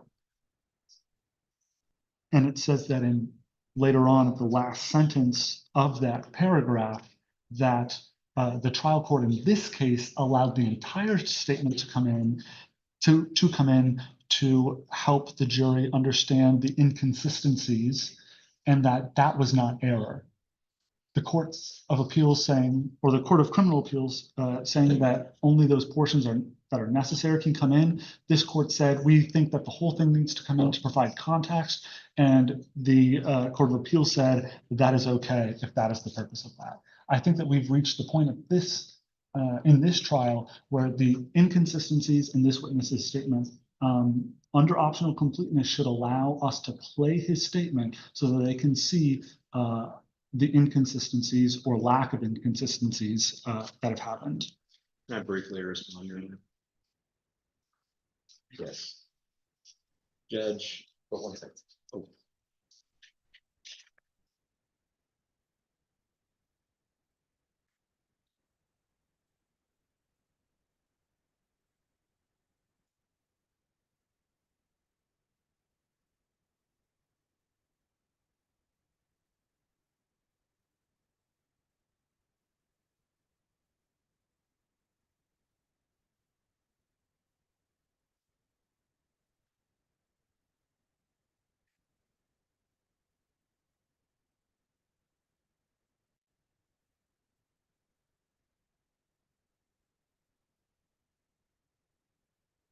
Judge, respectfully, Your Honor, we have never elicited any statement from this witness from the date of the alleged offense. That has never been inquired on cross-examination. In fact, we had a sustained objection for hearsay to discussing any statements that were made on that day to Sergeant Sperenberg. The only inquiries we made on cross-examination was prior sworn testimony in court. And there, on that justification, there's zero reason. If there is any confusion, it has been created by the state through their questions about what was said or wasn't said to Sergeant Sperenberg in the hospital. That has never been inquired upon on cross-examination by the defense. And there has been nothing offered through us, certainly not substantively in any kind of exhibit that's been offered, or even questions to this witness about what was stated. We have created no confusion through any questions that we've asked on statements that were made on September 28th, 2019. Brief reply. Judge, and this is also discussed in a companion case that I can give to you from 2016 and the Court of Appeals out of Amarillo. It's Becerra. It's what? Becerra, Bezerra, Thank you. B-State. That just talks about how the rule of optional completeness permits the introduction of otherwise inadmissible evidence when that evidence is necessary to fully and fairly explain a matter opened up by the adverse party. It doesn't have to be the specific statement as long as it's creating a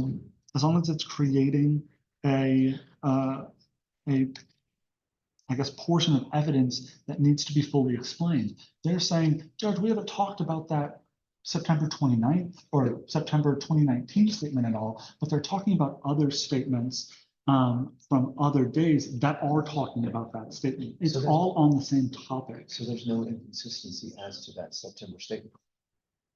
That's when you would need to bring in optional completeness. You have in that he said it on a different day. He has in that different day basis fine. I've shown that he's inconsistent. I think it's an interesting argument, but the point here is when something has been introduced as to that.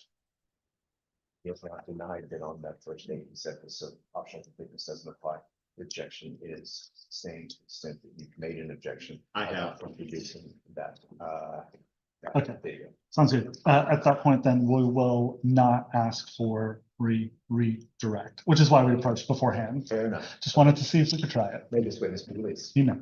This witness be released. Yes, Your Honor. Thank you. Sir, thank you very much. You're free to go about your business.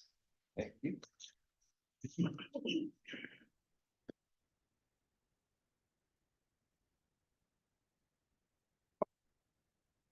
All right, when we get the jury back in, we'll be ready to go.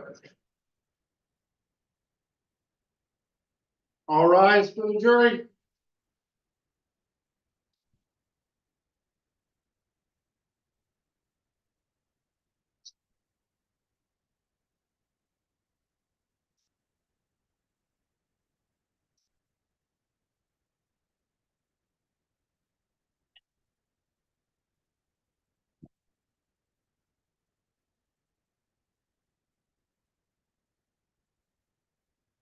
You may be seated. Okay, any more questions for the witness, Smith? No, just stay positive. State, please call your next witness. Thank you, Your Honor. State calls Carissa Ellis.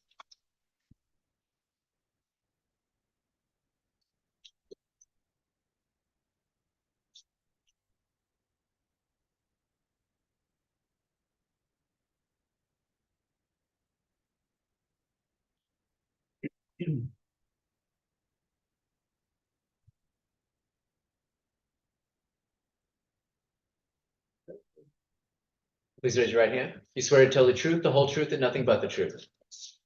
Please have a seat. So that first yes was very quiet. So what I'm going to ask you to do is move that microphone close to you as you can, and it moves up and down. You need to probably be about a fist away from the microphone, just so that we can all hear you. If you would, please tell us your name and spell it for the court reporter. It's Carissa Ellis, Karissa Say. Thank you, Your Honor.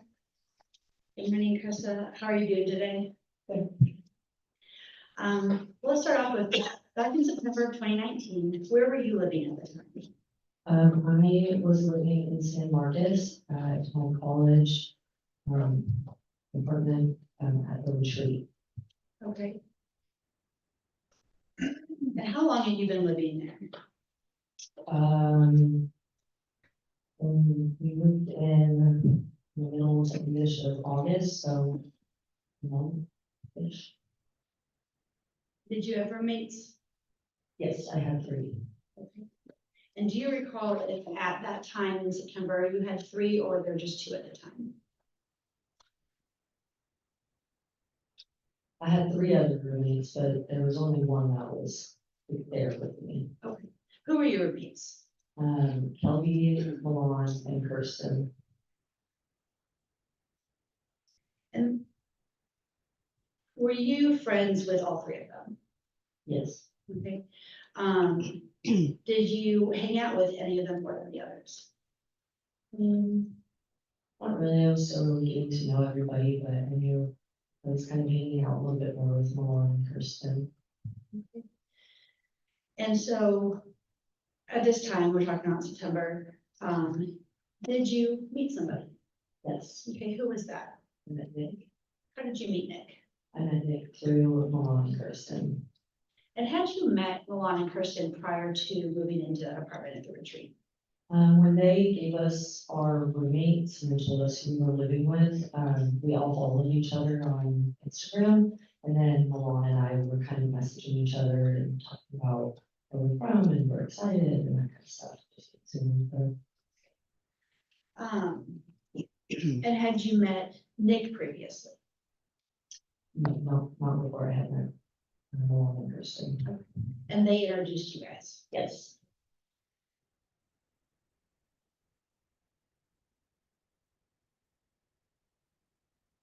How long had your roommates known Nick? I don't know exactly how long, but they've been friends for like years. And so on September 28th, 2019, do you recall what day of the week it was? I think it's Saturday or a Sunday. Okay. Do you remember how that day started? We as in me and Nick, we got up and he said that his friend Lincoln was coming to San Marcos and we were decided we were gonna go to Craft House, which is like a restaurant type place, in San Marcos, and we were just gonna hang out and eat and hadn't met him before, so he was going to, Nick was gonna introduce us. Let me ask you a question real quick. At that point, how long had you and Nick been dating? Really only a few weeks. We really just got to know each other. Okay, so was this like his first friend you were meeting besides the roommates, your roommates? Yes, I think I met one of his other guy friends, and one of his roommates that he was good friends with, but that was really it. One passing. You said you went to Craft House. Do you remember what time you guys got there? It was in the morning time, maybe mid-morning, I don't know exactly. Okay. Like brunch time? Okay. Were you guys drinking? Yes. You remember what you were drinking? Mimosas and probably some sugars and stuff. Okay. How long did you guys stay there? I think we stayed for a couple of hours. Do you remember what time it was when you left? Sometime in the afternoon. One-ish. Okay. And at some point, did somebody else meet you guys there? Yes, I called my friend Becca and she took a Uber and met us and was eating and drinking with us. And so when we talk about the us at Craft House, who was that group? It was Lincoln, Nick, myself, and Becca. And how long had you known Becca? I knew Becca from the start of class, which I can't remember when we started, probably the very last week of August or something. We had quite a few classes together, and so we just kind of got close that way. Okay. Fair to tell Becca your best friend you had made? Yeah, here? we were really close. Okay. How would you describe that day so far? Meeting, your new boyfriend's best friend, hanging out. How was that? It was fine. We were just kind of just having fun, we were just drinking and hanging out and eating and talking, and it was fine. You call it normal? Yeah. Okay. What did you guys do after you left Craft House? After we left, I don't remember how Nick and I got to Craft House. We may have taken Uber or on the road and left our car, but we all decided to go back to my house to go swimming, because we have a really nice pool, I have a nice pool at that place, and we stopped at a liquor store and we picked up alcohol and vodka and seltzers and stuff like that, and we drove back to my house to go swimming and drink at the pool. Okay. And how old were you at that time?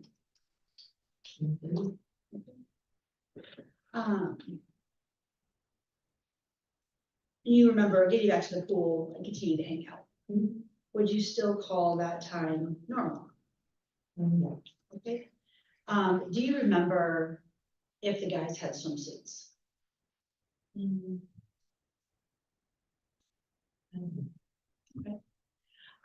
you remember changing into your swimsuit? Yeah. Do you remember during that time before, after you guys got back to your apartment complex, before you actually got in the pool, any amount of time spent at your apartment? Nothing significant. Okay. Once you're hanging out in the pool, drinking more, do you remember leaving the pool? Not really. Okay. Do you remember having an argument with Nick? No. Okay. At that point, had you guys had a lot of arguments? So, like I said, we only known each other for a few weeks. Okay. Looking back on it now afterwards, was that a significant argument? No. How would you describe your guys' relationship at that point? It was fine. We were just staying with each other. We really liked each other. We were getting to know each other, and it was just fun. It was new. Do you remember Becca leaving to go home? No. Do you remember going back to your apartment, going to sleep? No. Did you say you were pretty drunk? Yes. And do you think, did you just go to sleep, or do you think you kind of passed out? I'd like to know. Had Nick and his friend Lincoln both been present for all of the drinking, Yes. from Craft House all the way through the pool? Yes. Okay. Were they both drinking also? Yes. Okay. Do you have a memory if they were both drinking also, or do you remember? I don't remember, but it was, I mean, it was a lot of alcohol, so I'm assuming everybody was probably just as drunk. Okay. Had Nick's friend flirted with you at all that day?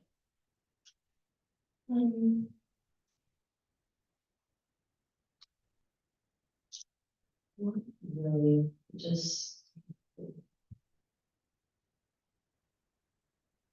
Not really. It was just like. Sometimes the things that he said were kind of just like off-putting, I guess. Okay. Were those things that were directed at you? Or just in general? I think in general. Okay. Do you remember ever flirting with him? No. Okay. Did you have any romantic interest in him? No. Okay. Throughout that day, were you and Nick acting pretty into each other? Yeah. And so what is the last thing you remember before you went to sleep? I remember it started to rain. And I remember thinking, how is it this hot and it's raining? I was from Texas, so I didn't understand that. And we were like, okay, we can get out now, like it's raining, this is not fun to swim in the pool anymore. And that's kind of the last thing I remember is like starting to like, they like, okay, sorry, let's get out of the pool and go back. Okay. And what is the next thing you remember?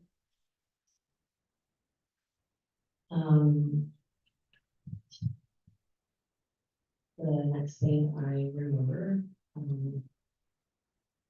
was waking up. I was on my stomach and Lincoln was behind me. Having sex with me Where were you? in my bedroom, in the bed, Was anyone else in the bed with you? Nick was. Was Nick awake, asleep? He was asleep. Okay. What were you wearing? Just maybe so. It was around my, again, my previous bottoms were around my ankles and my top was still on. Did you remember Lincoln getting in the bed? Mhm. Would you have expected him to be there? No. Would you ever have invited someone you just met to sleep with you and your boyfriend? No.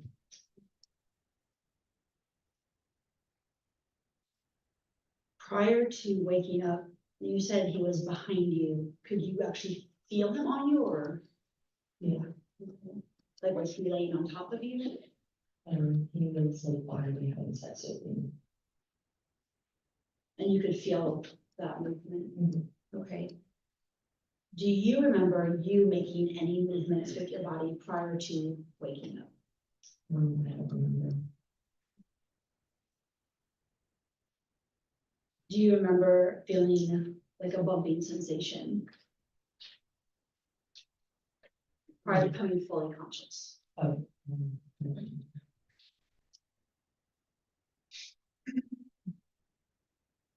Was there any moment in that time from when you woke up, when you realized what was happening, that you didn't maybe think it was Lincoln? And then I just immediately turned around and saw him.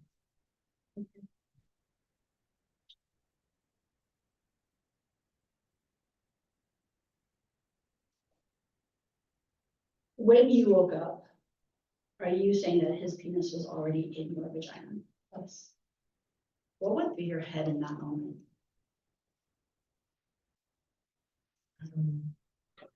Just shocked. I'm scared. I've never felt shocked like that before, so that was really the only thing that was kind of going through my head was that it's being confused and scared. What did you do? When I really like turned around and realized it was him, I was like yelling, like screaming like that, and he sort of like shoved me down, and said that too, and then he told me to get off of him. Were you on him? No, he was on me. And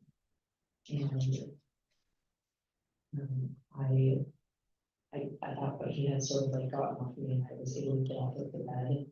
And I was just screaming. I was in so much shock. Were you able to move before he got off of you? I don't think so. When you first turned and saw that it was him, did he make any sort of facial expression?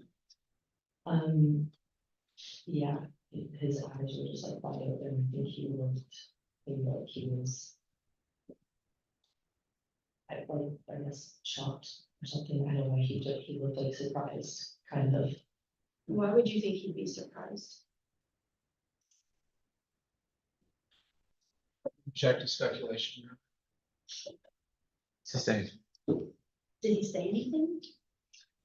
He was just yelling back at me. I think he said, "With F, called me the B word," and then So he shoved me down and told me to get off him. Did that make sense to you? Why he was saying that? No. Was Nick still sleeping when that happened? Yes. Even though you were yelling? Yeah. Right. It was a really good sleeper. Okay. And he'd been drinking a lot too. Okay. How long do you think that lasted? How long were you aware of that? I don't know. Until I actually woke up, I don't know how long it had been going on. But once I woke up, I was like immediately screaming and yelling and, I don't know if he got on me. And quickly once I said, Do you believe that he ejaculated? I don't believe so. Once you were able to get up out of the bed, what did you do? I kept screaming, yelling, and told him to get out of my house, get out of my room, get out. I mean, I think I probably even screamed like for Nick to wake up, and then, I was running into my closet, and I was just trying to find any clothes, just to put on some clothes, because I was half naked. And so, and yeah, I was just trying to find clothes to get dressed and just yelling at him to get out. What was he doing while you were doing that, looking for clothes and yelling? I guess, I don't know, he was yelling too, and then I think he was just like trying to get his stuff, and he was just going, Did Nick finally wake up? yes. Okay. Do you remember when you first woke up and actually out of the bed, do you remember what, if anything, Lincoln was wearing? I don't remember. By the time Nick woke up, had you already managed to get some clothes on? Yes, I think I would find her shorts and I think got on and probably a t-shirt. So, I mean, a good little bit of time passed from when you first woke up to when Nick woke up. Yeah. Once you got your clothes on, what did you do? I think I was just trying to find my keys and my phone, and I think I was just really frantic and, in shock, and trying to get my stuff to get out of there. I didn't want to be around him. I was scared, and I ran downstairs, and I immediately called back up, and I just asked her, like, can you come pick me up? Can you come here? Can you get me? Do you remember at one point looking for your keys and not being able to find them? I don't even.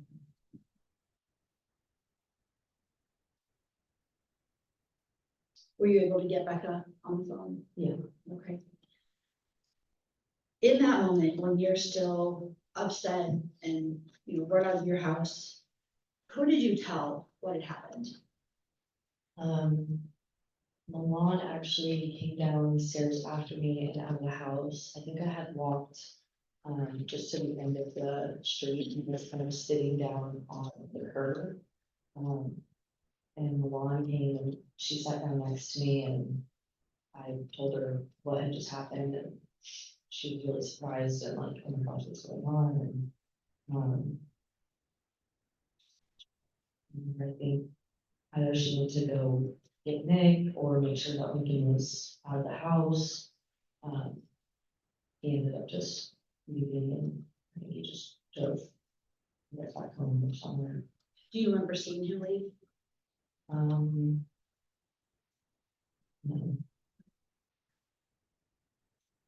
When Mom came and sat next to you on the curb, do you remember specifically what you told her happened? Yeah. Judge, I'm gonna object to hearsay. Your Honor, this time I'm not finished for the truth of the matter asserted, but we protect on the listener.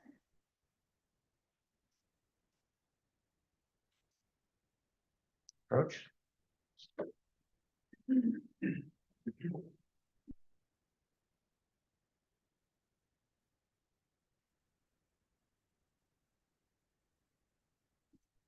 Question.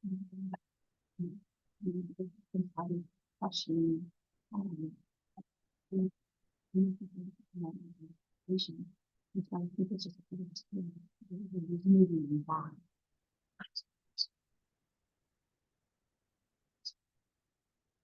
I think people should remember, should understand.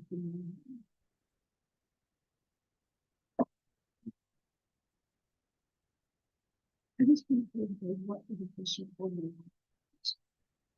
One on.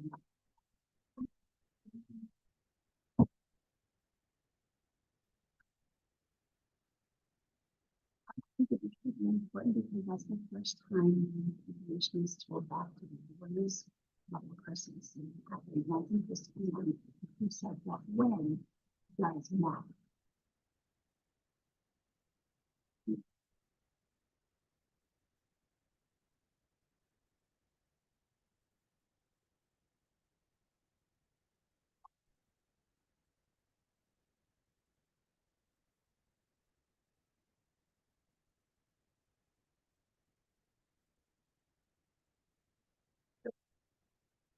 So you told Milan what had just happened to you up in your room. What did Milan do then? What did she do or what did she say? What did she do then? Yeah. I can't remember if she had gone up to make sure that Lincoln was either out of the house or going to get Nick and try to talk to him and just figure out what's going on. And so how quickly did Becca arrive to get you? She picked up the phone and I don't remember specifically what was said, but I just told her like, come here, come get me, and she would come get me. And she did. And Becca just lived right down the road. She lived at a complex, maybe a mile, less than a mile down the road from me, so she was there pretty quickly. Okay. And where did you want her to take you? I asked her to take me to the hospital or a emergency room. Why did you want to do that? I really wasn't sure. I was just acting shocked, honestly. But I thought I needed to go get tested. I was just in so much shock and I didn't know what to think or what to do or how to handle the situation. So I just wanted to go to the hospital to get tested. When you say tested, what do you mean? Like STD. Okay. And so when Becca comes to get you and you guys are headed out, you said you're still in shock. Are you still upset? Are you still, I guess describe your demeanor at that time. I don't even know how to describe shock. It like fully takes over your body. I felt like nothing made sense, especially in hindsight. Like, you know, probably could have done a bunch of other different things, but I just didn't know. And I was just really scared and also away from my family for the first time. I didn't have anybody. And I think I was just really scared and just wanted to be with my dad and my family. And where were they? They were back in California. Did you guys ultimately end up at a hospital? Yes. Okay. You said you were pretty new to the area. Do you remember what hospital it was? Mm-hmm. Did you guys actually have to go to a couple? Yeah. Do you remember why? We went to one that I think was like a walk-in type of emergency room. And I told her what happened and she said, I can't remember, she said that I should go to this place because there was either like a long line or something like that. I don't remember, but she had told me to go to this other place instead. And then when you went to another place, what happened then? I told them what had happened. They took me to this room. They, you know, asked if I wanted to make a statement to an officer or a detective, and I did. Let's back up a little bit. Yeah. You said basically your goal was to get STD tested. Yeah. Why was that your big concern, if you remember? I just didn't know Lincoln, and I think that Nate had made some remark to me like, Objection, Your Honor, hearsay. Without saying what anyone else told you,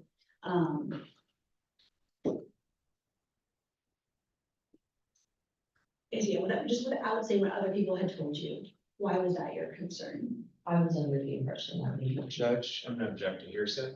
I'll move on. Your Honor. Okay. Did you ultimately get an STD test that night? And how come? We were there for quite a few hours. Shock had finally worn off. I was tired. I was mentally and I was just trying and tired and was just want to be home and just want to be in bed. When you were at the hospital, were you offered to do a sexual assault examination? Okay, did you want to do that? And Okay. again, same thing, just want to be home. And from the beginning, did you say you didn't want to do that? Yeah. Were you generally aware of what that entailed? Mm-hmm. Okay. Were you aware of them at all, like from TV or anything?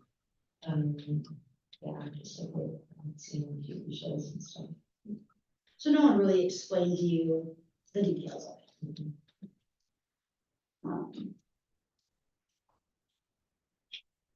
Now, when you were there, you were in the emergency room? I don't actually know exactly where I was. I was in, they like had this little like makeshift curtain, like partition. And I think that they were bringing in like people who were getting pulled over for like DUIs and stuff. So cops, and they were like drunk. And they were sitting on the other side of the room. I was sitting back at like. Okay. Is that how you came to actually speak to an officer? Mm-hmm. Okay. Were you intending to make a police report? At first, I don't think I was. I really didn't know how to handle the situation. I didn't know what to do. I really didn't understand like fully what was going on. And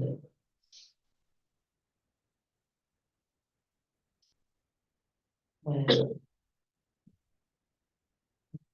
said asked me to like see them, like, do you want us to get an officer here? I think I wanted to think about it. But I did. Did it ever occur to you to call 911 from your apartment? Yeah. Did it take a while for it to sink in that you had been sexually assaulted? I sort of came to that realization when I was outside with my mom. Okay.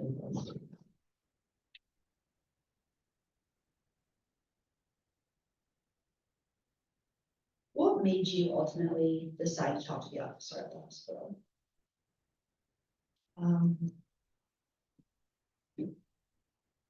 Like I said, I was really scared. I just wanted to be with my dad a little close. And I called him and told him what happened.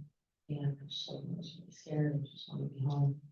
And he was just really encouraging. Told me, you know, nobody's can make any decision for you. You have to do this yourself. It was just really Object to hearsay, Your Honor.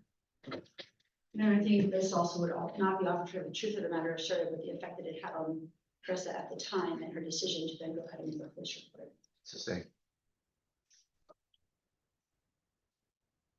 When you were talking to the officer, do you remember every little detail? Okay.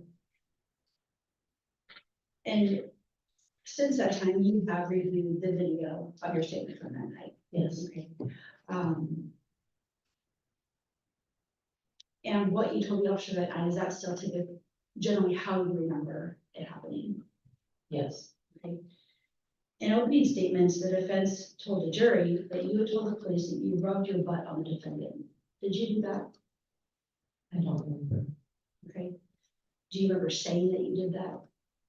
And yes, I remember saying that that might have happened. Okay, you say might have happened.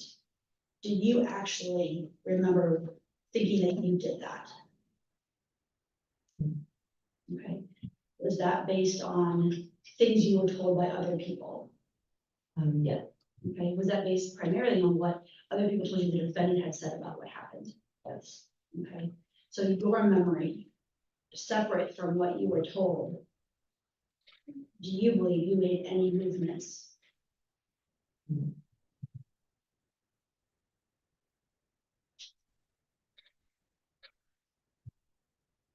Do you remember what time it was when you left the hospital? I don't remember, it was late.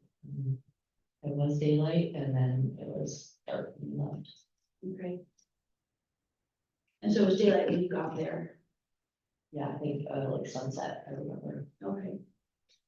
Had you ever had to deal with something like this before? No. Okay. Did you have any idea what to do? No. Did you have any idea what might be expected of you later? No. Were you thinking at that time about gathering evidence for this trial? No. How tall are you? 5'6". How much did you weigh back on September 28th, 2019? 120, 125. Would you say that the defendant was considerably larger than you? Yeah. Does he seem pretty much the same as he is now? Yeah.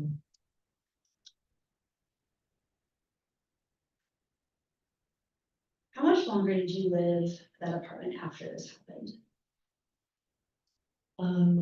I actually decided to move out in December. There was another room that I really liked.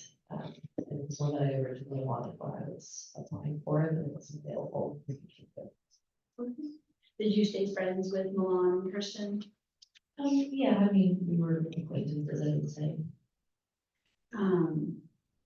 Did you continue dating Nick? We stopped dating, I think, sometime early December, mid-December, maybe. Was that a fairly amiable breakup? Okay. By the time the detectives called you to follow up on this case, had you moved out of the apartment and stopped seeing Nick? Yes.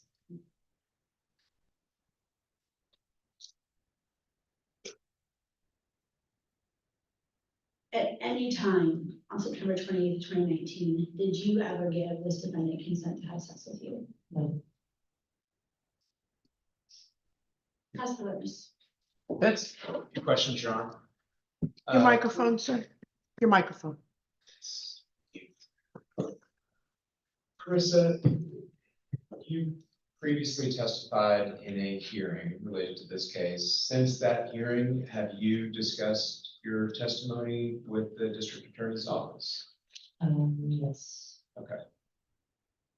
And on September 28th, 2019, you had been drinking mimosas at Craft House, correct? Yes. Lincoln was drinking. Yes. You were drinking. Yes. You were drinking mimosas Yes. over a long period of time. Yes. How intoxicated were you on a scale of 1 to 10 when you left Craft House? In the left Craft House, on the scale of 1 to 10, probably a 5 or 6. And was everybody on about the same level? It seemed like it. Okay. In other words, it's not like Lincoln was pouring you drinks. It's not like anybody was differently intoxicated than anybody else. Everybody was pretty intoxicated. Fair? Yes. Okay.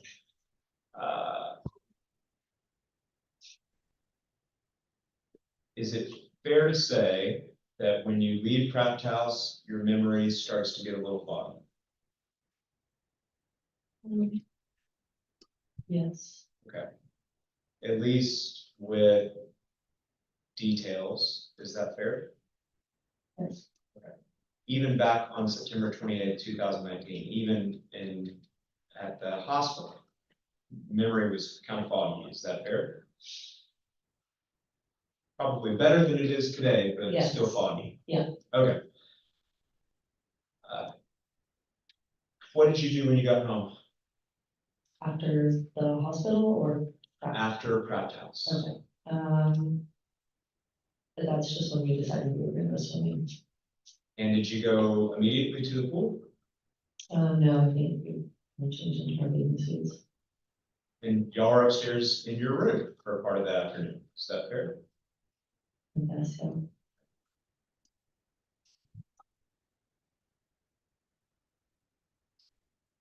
Do you remember how long you were in your room? No, Just a few minutes? no, Did you mention that to law enforcement that Lincoln, that any part of the group had been in your room that afternoon?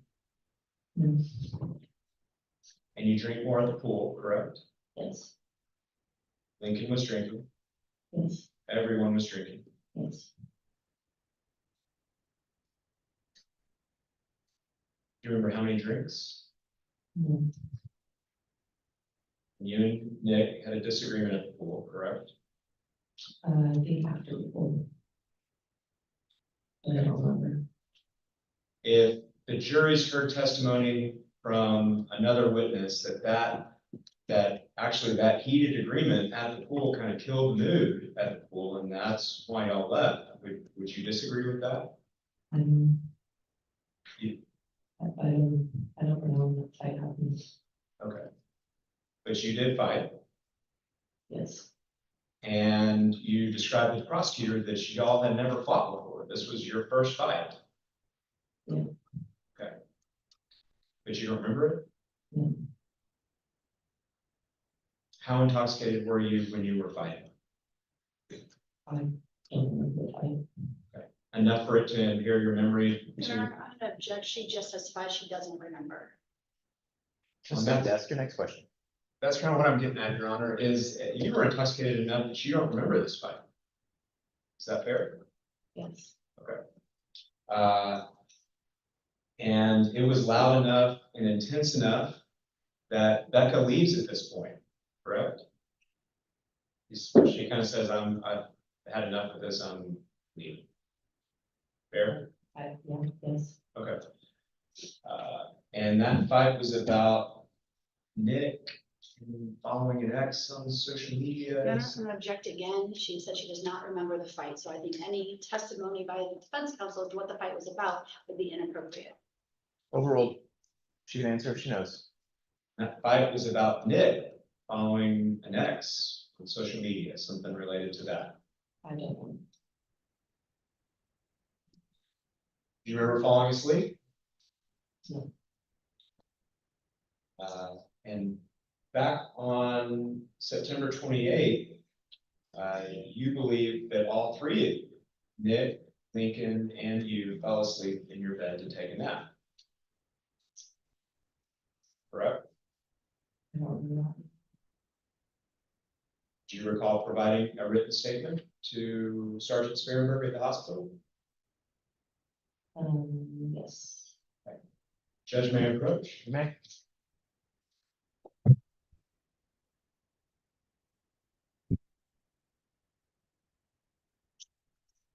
And Carissa, that is your handwriting, is that correct? yes, And that was given to Sergeant Sperenberg there at the hospital on September 28th, 2019, correct? yes, And in that statement, about halfway down, you said, me, Nick, Your Honor, I'm gonna object, if he's trying to refresh her memory, she needs to read that to herself. It's the same. and I'll let you read it for yourself. Back on September 28th, 2019, did you recall that you, Lincoln, and Nick Your Honor, same objection. It's the same. Do the proper predicate. you recall this written statement? yes, And that's your signature. there at the end of that statement. Is that correct? Yes, Okay. And now reading this statement, is your memory properly refreshed as to what you recall back on September 28th, 2019? and Do you recall that you, Nick, and Lincoln all laid down to take a nap? I don't remember. But that's what you wrote? Okay.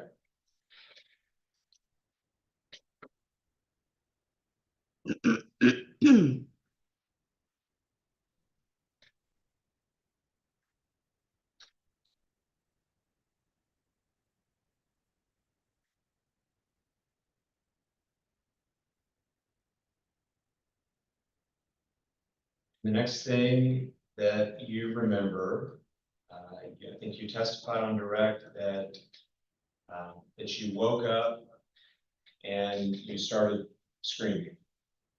You immediately started screaming. I woke up and saw Lincoln and started screaming, yes, And was that immediately? yes, when I saw Lincoln, yes, Okay. Maybe ask that for you. So you woke up and you described Lincoln as being on top of you. Is that correct? yes, Do you recall kind of rubbing your butt on him and like getting close? no, You don't remember that? No. Do you recall a conversation with Sergeant Sperenberg in the hospital on September 28th, 2019? yes, I saw the video, And having viewed that video, did that refresh your recollection about what you remembered back on September 28th, 2019? I saw the video and I know I said that, but today I do not remember.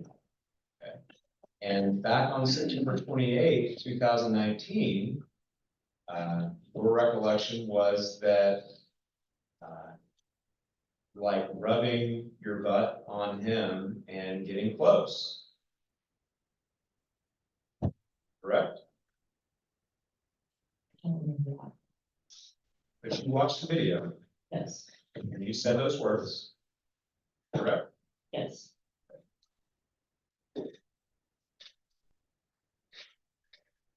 And you testified on direct that when you started screaming, that Lincoln looked surprised. yes, And he said to you, "Get the fuck off me." Is that correct? yes, And the prosecutor asked you, did that make sense to you that he would say that? yes, And you said, no, it didn't.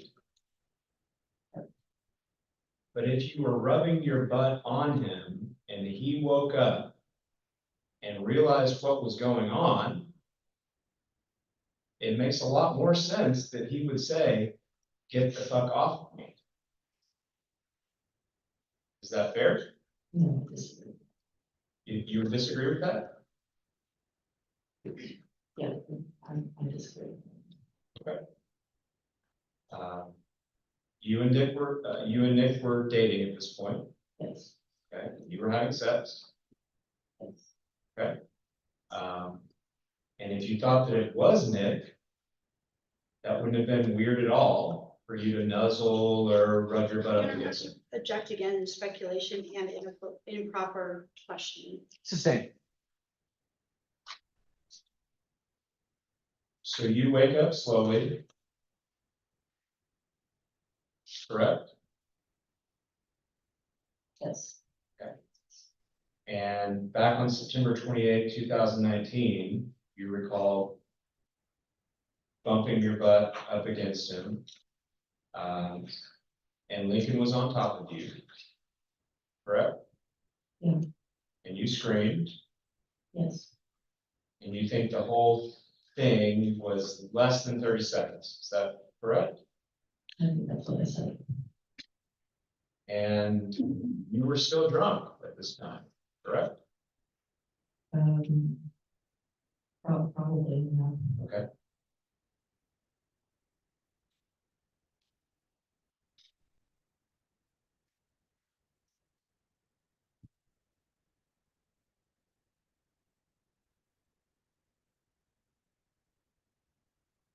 So you wake up, you yell, Lincoln yells. What's Nick doing? He was still asleep. And you were laying in the bed at this point? When we were screaming, Yes. I had gotten up and I went into the closet to try to find clothes and get dressed. But you testified earlier that you started yelling immediately when you saw that it was Lincoln. Okay, so did you see that it was Lincoln when you were out of bed? Yes, You didn't know that it was Lincoln when you were in the bed? I knew it was like when it was happening, yes. Okay. So I'm just trying to understand kind of what the timeline is. So you saw that it was Lincoln in the bed, correct? Yes, And you testified that immediately when you saw that it was Lincoln, you started screaming. yes, But now you're testifying that you didn't start screaming until you were out of bed, and that's when you saw that it was Lincoln. no. Okay. When did you see that it was Lincoln? When I woke up and I turned around and saw that it was him inside of me, having sex with me, I Okay. screamed. And then I yelled, "What the F?" He said, "Get the F off of me." And this is all while you're still in bed? Yes, Okay. And Nick is in bed? yes, Okay. And you started yelling, "I thought it was you, I thought it was you," correct? I don't remember. That surprised you if that's what a witness recalls you saying? Okay.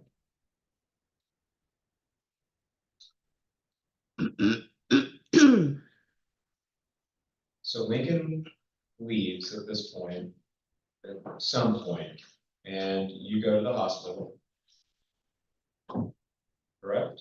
Yes, Okay, and you have a cell phone, correct? Okay. And at this point, Milan has told you that Lincoln has admitted to it. yeah, And she suggests to you that you've been sexually assaulted, that you've been raped. Is that correct?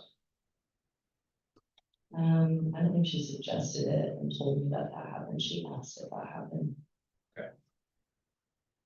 But she said, it sounds like you've been sexually Your Honor, assaulted. I object to hearsay.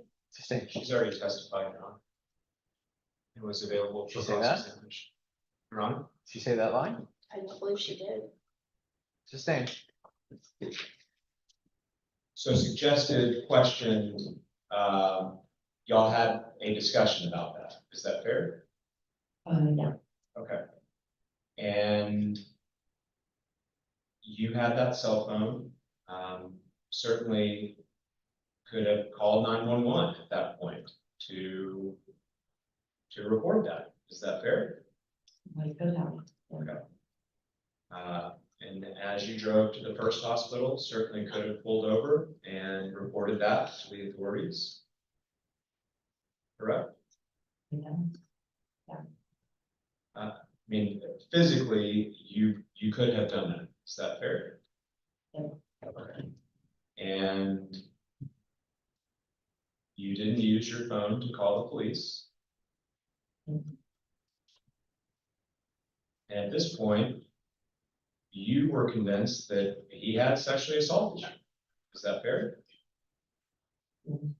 And that he had admitted it. Yeah. You thought this was a crime. Sexual assault is a crime, correct? yes, And you believe Lincoln did it. Yeah. Correct?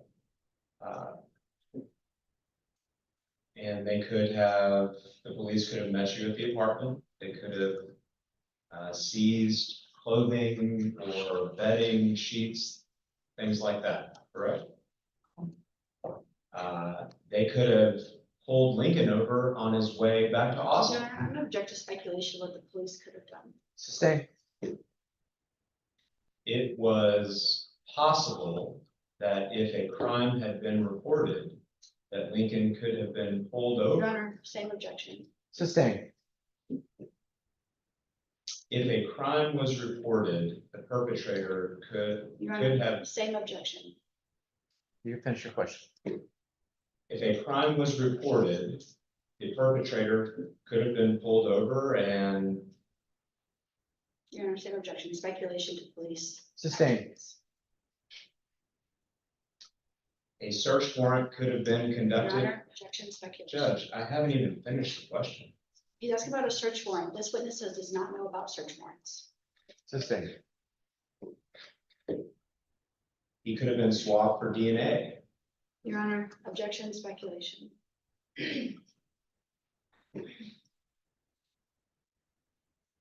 Ask your question again. Lincoln could have been swabbed for DNA. The presence of your DNA on his person. Same objection, Your Honor. Sustain. And if he had been swabbed for DNA, that could have Your Honor, confirmed. objection, speculation to all police procedures with this witness. Sustain. Please move on. If this had been immediately reported, he could have been arrested. Your Honor, same objection. Sustain. But you didn't call the police. Is that fair? And when you got to the hospital, you saw a police officer there, correct? Yeah. And when you saw him, did you walk up to him or did he walk up to you? He came into the room. when I was in. Okay, he approached you, even when you saw an officer there. A crime had just occurred, you were the victim. And even when you saw an officer there, just feet away from you, you didn't approach him, is that fair? Yeah. Okay. And at the hospital, you were offered a sexual assault kit. Yeah. And you know the value of DNA evidence, correct? Your Honor, objection. This is once again getting into police procedures. Judges, Sustained. do you watch courtroom TV shows? Objection to relevance. Sustained. You're aware that DNA can be collected in a sexual assault kit, Yes, and you know that that DNA can be used as evidence yes, to prove an accusation yes, or disprove an accusation. And when given the opportunity at the hospital to allow the police to collect DNA, you refused. Is that correct? yes, And you spoke with a nurse at the hospital, is that correct? yes, And she was professional. Yeah. She was empathetic. sure, She wasn't rude. No. She was caring. I barely talked to a nurse. Okay. But she wasn't rude to you. She didn't talk down to you. No. And she talked to you about the importance of a sexual assault exam as well. She said it's my choice. But she discussed the sexual assault exam with you.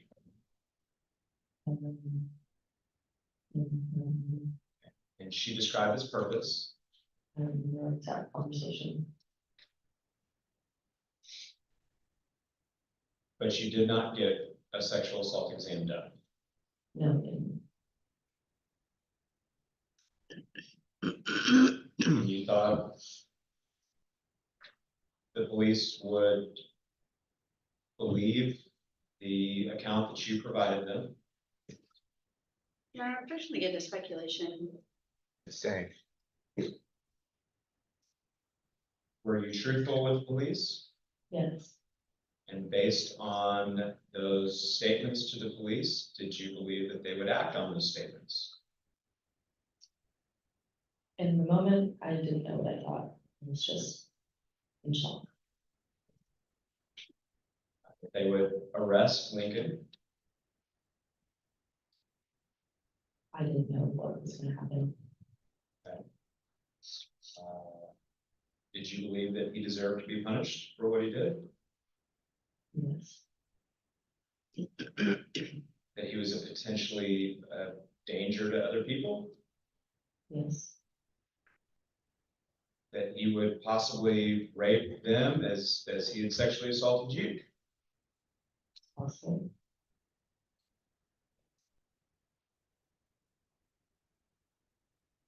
A few days later, did you know if Lincoln had been arrested or not? I don't remember. How about a month later? Did you know if he had been arrested? I don't remember. How about 3 months later? Do you know if he had been arrested?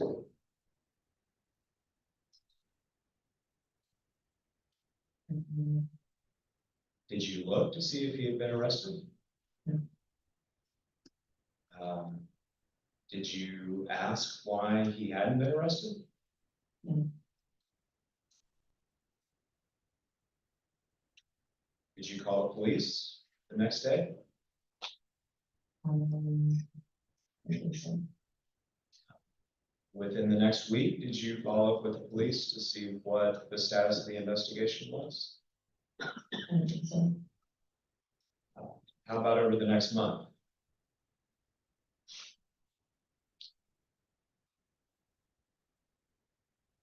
Mhm. Possibly. If they don't have any record of you ever contacting them, would that surprise you necessarily? I think I reached out once, I just don't know when, like what the timeline was, whether it was a month, 2 months, 3 months. But again, and you're testifying under oath, or did you have an independent recollection of calling the police? No, And again, if they don't have any record of that, would that surprise you? I guess so.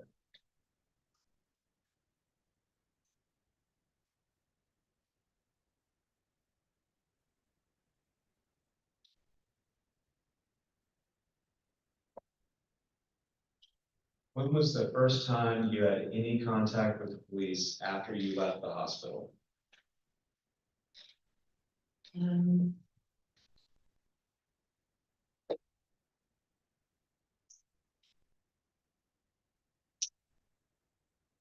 It's 4 months later, wasn't it? yeah, roughly that, yeah, And that was a phone call with Detective Davidson. yes.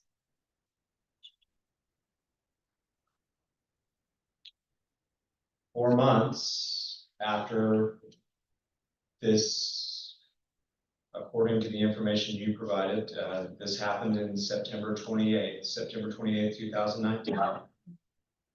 And he didn't contact you until the next year, until early in the next year. And I'm sure after that long of a wait, Detective Davidson came to you in person and would have discussed the situation with you in person, or maybe brought you into the police station. Once again, to speculation to police procedures. The same. I'm just asking her what she recalled about that conversation. Ask her what she recalls. I'm sure after that 4-month wait, he came to you in person to discuss this. No. Okay. Or invited you to the police station to discuss it. No. This was a phone call, wasn't it? Yes, Did you ever meet with the detective in person? no, And still to this day, have you ever met Detective Davidson in person? So, And you were living in San Marcos at the time, yes. and if he had invited you to the police station to discuss this, you certainly would have made arrangements to go, correct? I believe so.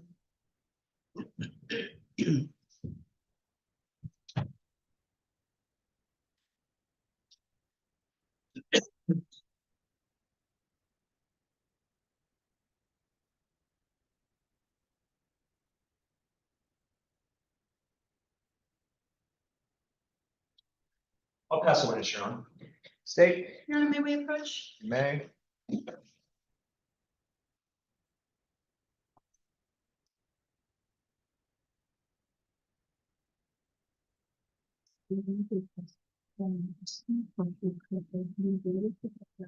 Hard to explain that.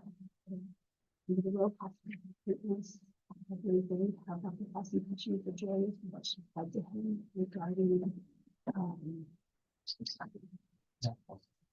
mission. So regarding her movement and regarding her records for the family, she never said that. She said to be very similar in different contexts. And so right now the jury is left to believe that she said that she remembers loving her the defendant when in fact that she was reporting because those words is what the defendant had told movement about.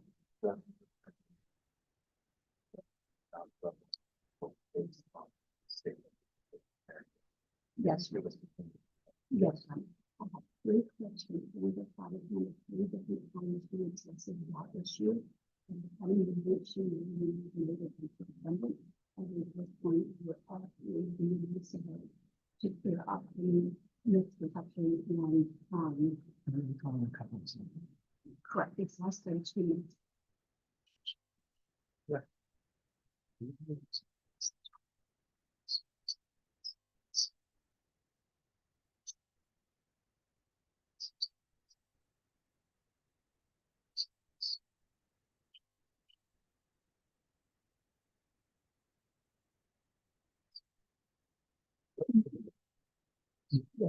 And also,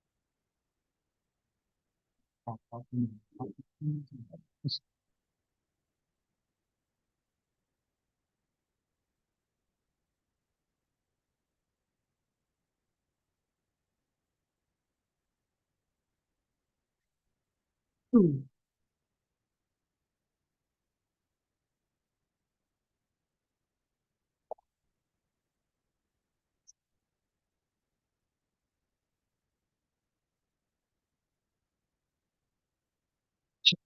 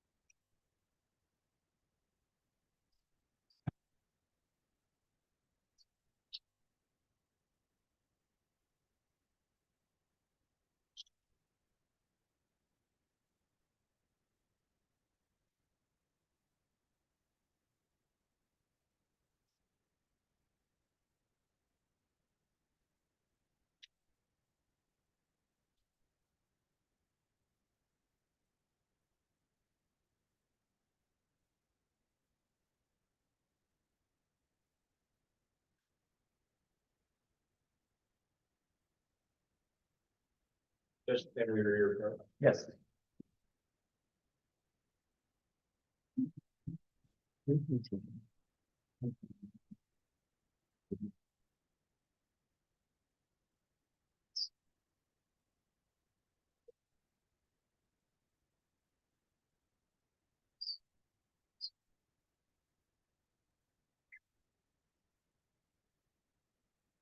Let me grab my trash.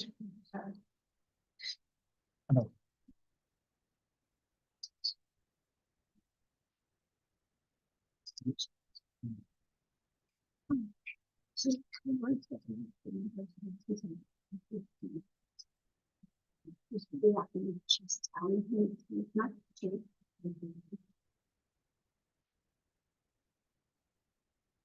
It starts off in the page before, there's one line on the page before that is included. And then I do a line, I sort of have every 2 5, I do a line.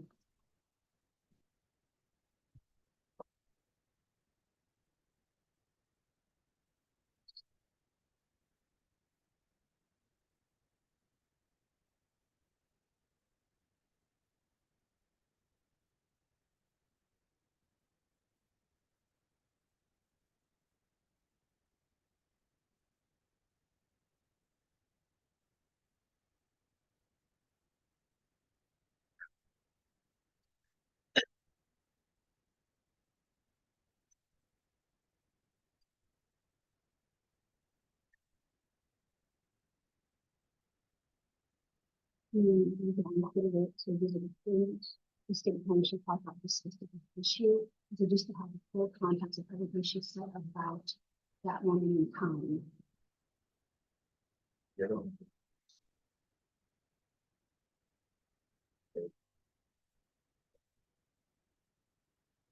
Also, Mark, if you'd like to see them, with the little kids, I think they said it in her part.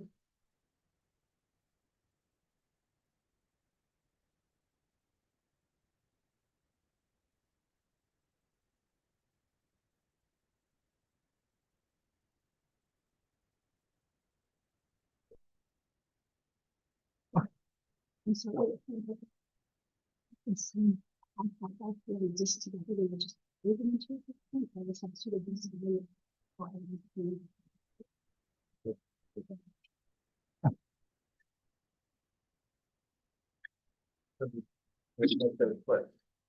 I'm sorry, David. Yes, I.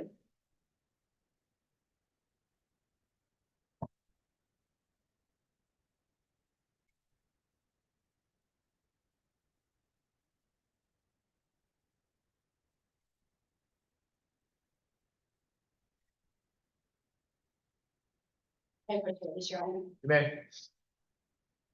So I'm gonna show you the disc. Do you recognize this? Yeah. And this is your initials. Okay. You listened to clips on this disc earlier today. Yes. Okay.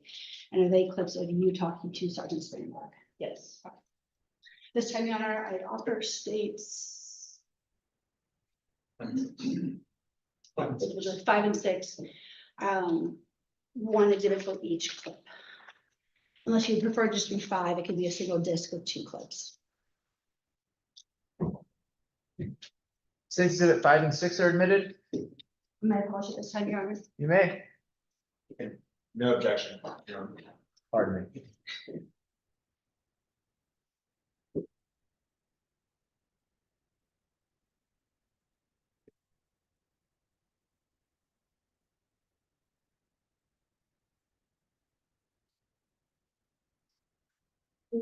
So these specific things we're about to play.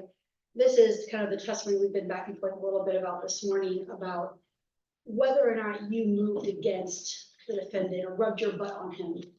Ms. Whitaker, your Oh, I'm mic, sorry. You need me to repeat that? please. Okay. These clips are regarding your testimony about what you did or did not do as far as moving against the defendant or the quote from the defense was rubbing your butt on him. Is that your understanding? Yeah. And this is what you actually said to Sergeant Springberg on September 28th, 2019. Yeah.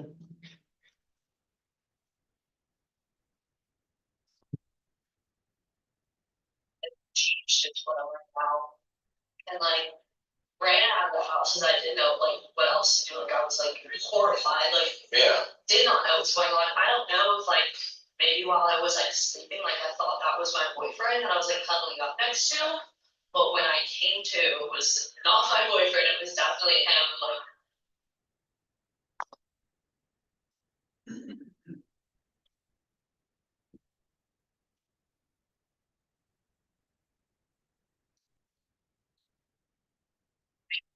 he just admitted to it. And I was like, what did you just say? Like, what are you talking about? But his admittance was me like rubbing my butt on him, like getting close. I'm like, I am your best friend's girlfriend. Even if I was drunk and thought that maybe you were there behind me and that's who I was like, wouldn't that be your first thought? Like, why were you even sleeping next to him? Why was he?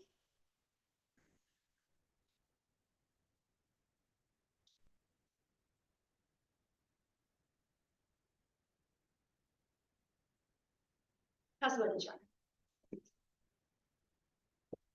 Nothing further, Your Honor. May this witness be released.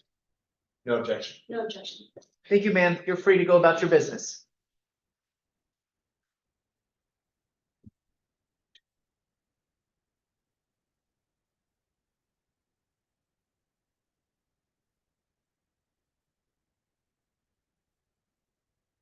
All right, at this point, we will take our lunch break. It is 12:10. Let's be ready to get started back at 1:30. Gives you about an hour and 15 minutes. Remember my instructions. Don't talk, text, or tweet about this case with anyone. Won't even talk about the case among each other until all 12 of you are together and we'll deliberate the case. Please remember these instructions. They are to protect the integrity of our process. Thank you very much. Y'all have a good lunch. All rise for the jury.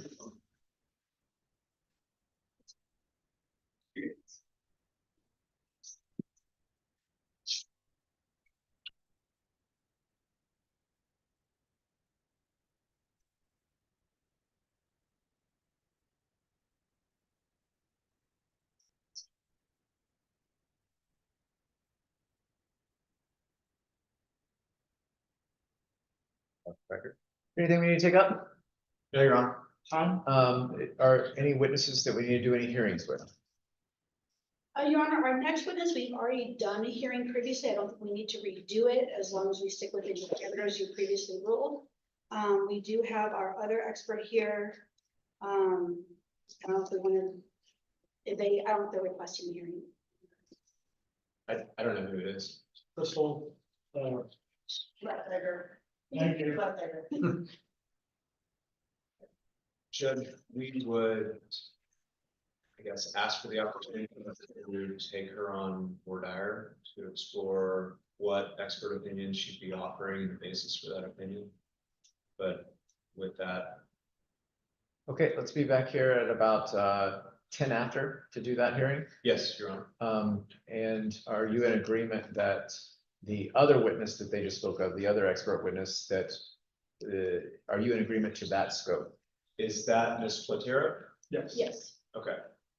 Yes, we did already have a hearing responsive to her. The court limited her testimony, excluded commentary that she would have about intoxication at that time, and resting on that opinion, Your Honor, yeah, we would have no further need for any additional hearing. Very good. You're comfortable with that scope? So it's fine with that stuff, Your Honor. Very good. All right, well, then we'll do that one at about 5 or 10. Did I say 5 or 10? 10. I think 6, 10. Your All right, Honor. let's do it Yeah. at 10. 10 after. Thank you, Judge. Thank Have a good you. lunch.